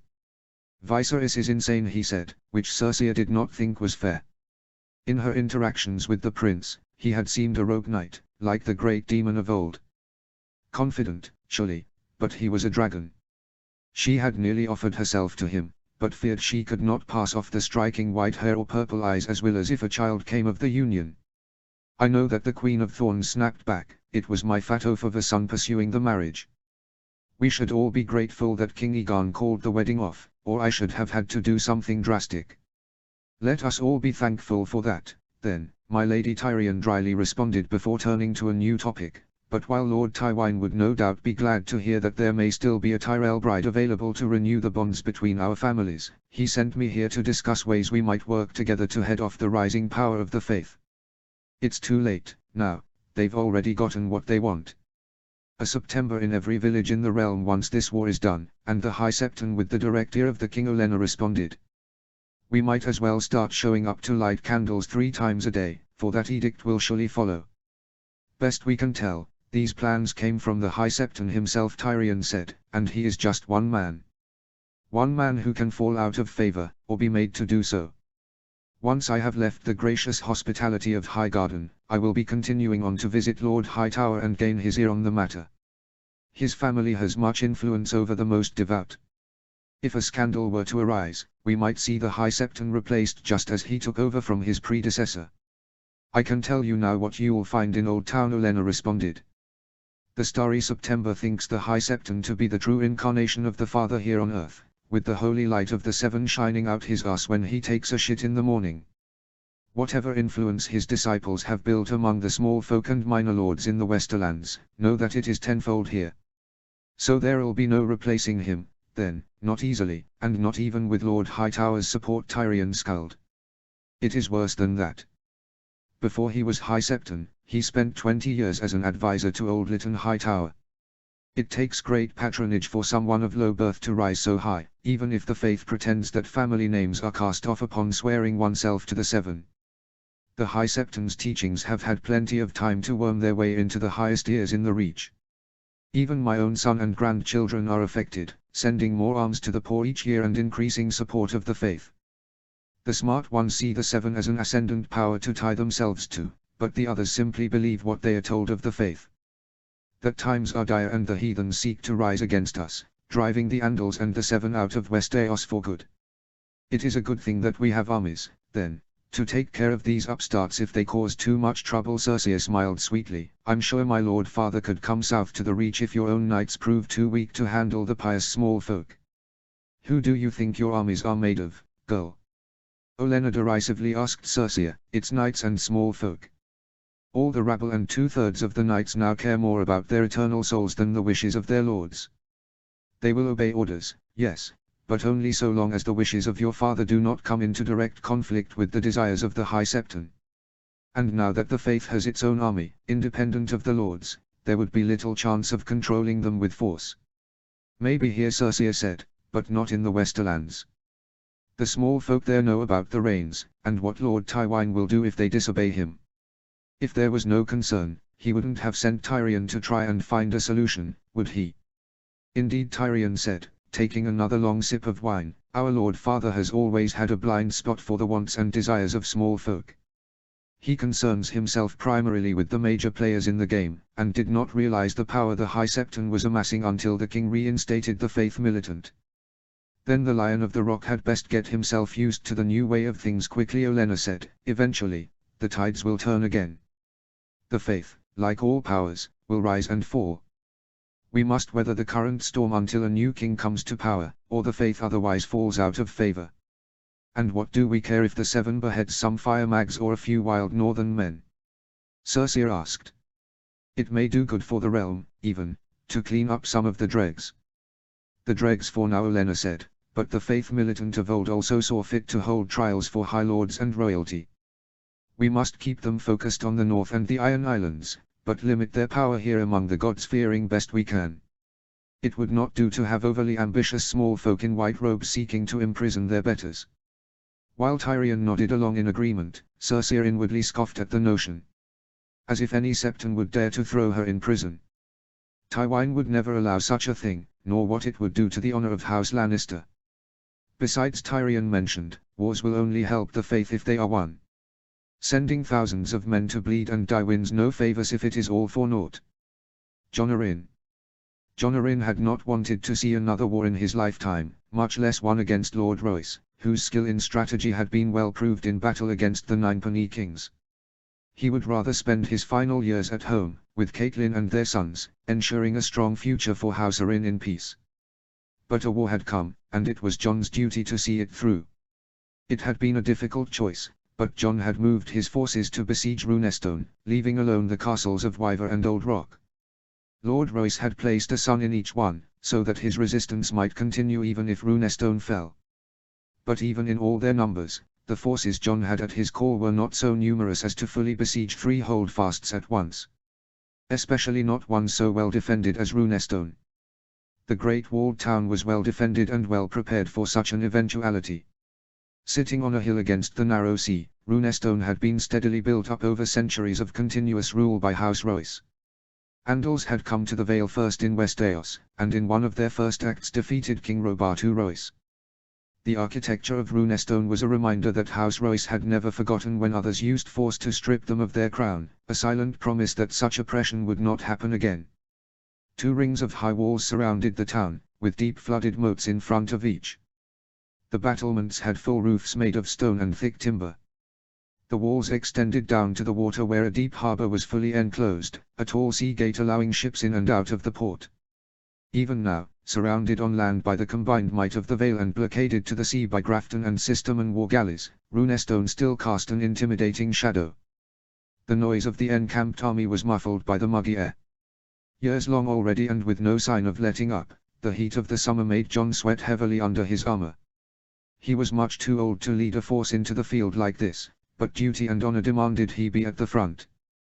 Jon wished for some kind of breeze as he stood, exposed on the plain between his army and the walled town. But the gods did not avail him with a reprieve from the heat or sun. A simple pavilion had been set up at once each Seninged, he and Lord Royce met here alone in parley. So far it had yielded no results, but pressure must be applied continuously. Sieges were not made or broken in a month of meetings. The opening of Runestone's main gate let Jon know that his rebellious vassal was approaching at last. Lord Arryn Jon Royce called out in greeting as he arrived and dismounted his horse, "I wonder if we should have anything new to discuss today." "That depends," Jon responded. "Will you renew your vows to the crown, or persist in your display of defiance?" "My display," Lord Royce repeated softly. "I have told you several times, my liege, but I will tell you again. Allowing these warriors of religion into my halls is no light ask. They claim innocent purpose, yet the faith militant of old was known for vile acts. Burning of God's woods, forced conversion of innocents in the name of spreading the light. I have no guarantees, not with the Septon as hand and the High Septon as key counselor to the king, that they will not do the same to me." "Please, Lord Royce," Jon responded, tired of this argument. "The swords and stars existed in the Vale for 1,000 years. It has only been a handful of lifetimes since Maegor ordered their extinction. Your Godswood was never threatened in that time, nor your house. You were permitted your ways, even after submitting to the Andals." "Permitted, here, yes. But what of the Riverlands, my lord? I have just heard that the Blackwoods had their castles lighted and Godswood burned, as the forces of the Seven were known to do there before the Targaryens arrived." "The Blackwoods killed men of the Seven," Jon Arryn said, and dark expression forming on his face at the reminder, "and he disobeyed direct orders from their king. There was no peace to be had with Tytos and his ilk." "I heard that too. That they killed the faith militant who went to Raventree Hall. Just as men from my lands supposedly killed those holy fellows in a September. Whatever you mean to say, say it plainly. They were small folk from Royce lands, you tell me. First men of the old gods. Yet they were caught in Gulltown. They were not returned to me for trial, as is my right as their lord. I hear it was agents of the faith, even, who caught them, not Grafton men. I do not even know their names to verify that these supposed murderers were from a village under my control. And they are accused of the same crime that saw the Seven descend on Titus Blackwood and lay his keep and family to waste. They were savages and murderers. Lord Grafton was within his rights to see them hung. The king himself wrote to Lord Grafton to thank him for swiftly dealing with the issue. A light sentence, even, a simple hanging, Lord Arryn thought. While they should only be used rarely, there were stricter sentences available for those who committed such vile crimes. Savages, Lord Royce repeated. Well, I am afraid that I do not find the matter quite so simple as Lord Grafton or his grace. And I will not have myself and my family hanged as those men were, nor put to the sword. I must consider myself lucky, then, that many of us savages see this the same way. The Greyjoys to the west and the Starks to the north have power of their own. We will not have what happened to the Blackwoods happen to us. The Starks. It was not the first time Jon had referenced them by name in these talks, and it brought a displeased grimace to Jon's face every time. The same family Jon once tried to marry his son to. Jon had to respect the Bronze Lord's mind for battle strategy, but thought him a poor judge of character. Rickard Stark was either a coward who did nothing when Rhaegar stole his only daughter, or much more likely a conspirator in the plot to install his heathen daughter as the polygamous second queen of Westeros. A plot which had brought old Rickard nothing but scorn and dishonor, for Lyanna was said to wield almost no power at court. Rickard Stark is a dishonorable coward, who has learned his lesson about interfering with politics of the South. Jon Arryn responded in measured tones. He will not stand against the crown, nor come to your aid if you continue to do so. Your information is old, my lord, for the crown already calls on lords to muster men for a march north, Jon said, before breaking off. Another war, then. Jon did not know if Jon spoke truly, but he had not outright lied as of yet. Do you see that? Jon said, pointing out to sea north of Runestone, changing the course of their conversation. Jon squinted for a moment, not seeing what Jon wanted him to, until he noticed a smudge of black smoke near the horizon. Have your men set fire to one of my ships, then? Jon asked grimly, thinking of no other reason for the proud smirk Jon now wore and the cloud of smoke. He would not put it past the man to have devised some scheme to that effect. Even facing the full strength of the Vale, Jon Royce was the type of man who would bleed them for every inch of land they took. Not so, Lord Arryn. Look closer. Lord Royce answered, and Jon refocused his attention on the growing dark cloud. With some further encouragement, he took out a Mirish fire he carried on his saddle. If it was a burning ship, it was moving fast for such a still day. And none of the other ships Jon could make out appeared to be caught by any stiff breeze. The air was as still on the water as it was on land. Out of the muggy haze, the form of a large ship began to take shape. Thick, dark clouds belched out from a tall metal tower mounted in the center of the strange vessel, but there was no sign that the hull was burning. It bore no sails nor oars, instead featuring two great water wheels on each side of the hull. Churning water around the wheels showed that they were the source of its propulsion, driving it forward without wind or men. Two banners flew proudly from the after castle, the grey Stark Direwolf and the blue-green Mandaeally Mermaid. The Grafton galleys which had been maintaining the blockade could not catch the northern vessel, not even with all banks of oars working furiously. The northern ship deftly avoided what few catapult and scorpion shots were fired at it before disappearing, out of view, behind the safety of Runestone's great walled harbour. Do you see, my lord? Jon asked only once it was safely to port. The faith preaches against us, but House Royce does not stand alone. This is bigger than you see it. Even House Mandaeally, who worship the Seven too, understand this. What the High Septon asks is only the first attack, the first strike before a finishing blow. Lord Arryn took in the words, but did not focus on them. Lord Arryn had heard rumors of great steel engines in the north. It was not a secret, not when Lord Stark had apparently built a line 300 miles long from the Salt Spear to White Harbour. The faith preached against these contraptions, the same as they did Essozi magics and similar trickery. But news of engines at sea had ever reached him. and these infernal devices were now supplying House Royce, lending their support to his defiance. Yone was right, this was clearly larger than John had foreseen. It was dozens of lords, including perhaps the whole of the North, raising arms against their sworn king in defiance of his laws. In support of dishonorable heathens who murdered holy men and burned a September. This could have all been avoided, John thought sadly. He knew Lord Royce. Eventually, Yone would have given in to the siege, and the swords and stars could peacefully install themselves in Runestone. There need not be war over this. But pride would not let him submit quickly, and now the North rises as well. Notes. World-building notes. Sieges are notoriously tricky things. If you can't fully cut off a town or castle on all sides, and they have allies who can resupply them, it's basically impossible to execute a successful siege.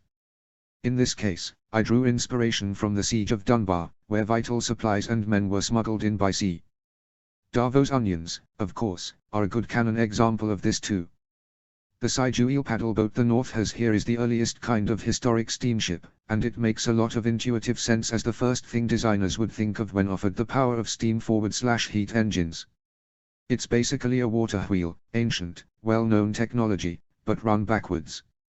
There are even examples from the 5th century of animal-driven paddle wheels well before steam in the real world, although none in Asoyaf that I know of. Early to mid-1800s paddle wheel steamers could maintain 11 to 12 knots, which could also be done by a light sailing ship in good winds but is a bit faster than the 9 to 10 knots an oar-driven war galley could pull off in a sprint. Story notes. Jon Arryn, by virtue of being dead, gets pretty much no characterizing in canon outside of scattered memories from those close to him. Hopefully no one is too upset by how I chose to portray him here. I've received some comments that made me realize I didn't do an adequate job establishing the build-up to the Faith Militant well enough. In part that's because I knew I wouldn't finish this if it spanned years of plot, so I had to cut the story down, but still tried to imply here and there that the Faith's moves have spanned years. Starting with the overthrow of the old High Septon after Rhaegar's dual marriage and building up to the present day. But a couple implications don't really show how the entirety of the realm is handling this. Hopefully the addition of this chapter helps correct that by offering a couple different perspectives. There are several reasons a population accepts ethnic conflict and theocracy, and the different fragments here are designed to reflect that. There's the true believers, Hightowers, the king, those who haven't really thought the endgame through but agree that the other ethnic group is bad, Arryn, Mace, those who go along for political advantages, Brackens, Redwinds, and those who don't love the alternate power structure but think moving against the state would be too costly, Lannisters, Olenna. So long as they are good followers of the Seven, it shouldn't affect them. Sorry for being a couple days late on this one. Still updating every other Sunday, this one just got away from me a bit. Next chapter takes us back north. As always, thank you for the lovely comments and feedback. Chapter 10, Ricard 3. Summary. In the north, Ricard and his lords prepare for war. Notes. See the end of the chapter for notes. Chapter text. Finally, Ricard thought as he read the note Maester Luwin handed him, some good news. Looking around the table, the Warden of the North felt the expectant gazes of those at the table, waiting to see what message had been so vital as to interrupt the discussion. His war council, of sorts, that he had summoned while waiting for all the lords of the North to gather at Winterfell. To his left sat Wyman Marndale, who had scarce been back to White Harbour since the destruction of Raventree Hall 1 month past. To Ricard's right sat Ned, filling his role as heir. The rest of the small table was made up of Howland Reed, Willem Dustin, Helman Tallheart, and Meja Sawin. Together, they were some of Ricard's most trusted and loyal lords, but also those who wouldn't be shy about voicing opinions that differed from his own. The 7 men, along with Maester Luwin, had debated at length every careful action taken by Lord Stark and the North over the past month. It is a message from Benjen. He has secured support of the Iron Bank of Bravos. Ricard announced the contents of the message to the combined joy of those assembled. He has convinced the key holders that the North, despite being a smaller player than the Crown, is a surer bet. That our history with the bank and favourable position means we are more likely to repay our loans. The terms for the loan Benjen described were also not ungenerous. A lower interest rate, if a branch of the Machinists Guild were established in Bravos. And the bank would send 2 agents as well, to assist the North and ensure a successful return on investment. One to Winterfell, and one to accompany Benjen as he sought out the Company of the Rose. Above all, though, was that the bank affirmed they would not assist the crown. War was expensive, and while Rhaegar had managed the royal coffers well, Aegon would still have to tax his lords heavily if the conflict went on for long. Such schemes would promote unrest. At last, a good raven Lord Dustin said, "Far better than false words of sympathy from Prince Doran, claiming he understands our plight while still sending spears against us. And other ravens have been even worse," Lord Rickard thought. Yohn Royce wrote that he was besieged by Arryn forces for refusing to host the Faith Militant and begged for aid. This letter had caused many nights of arguments among the War Council. Yohn had requested additional men and medicines. Runestone had adequate winter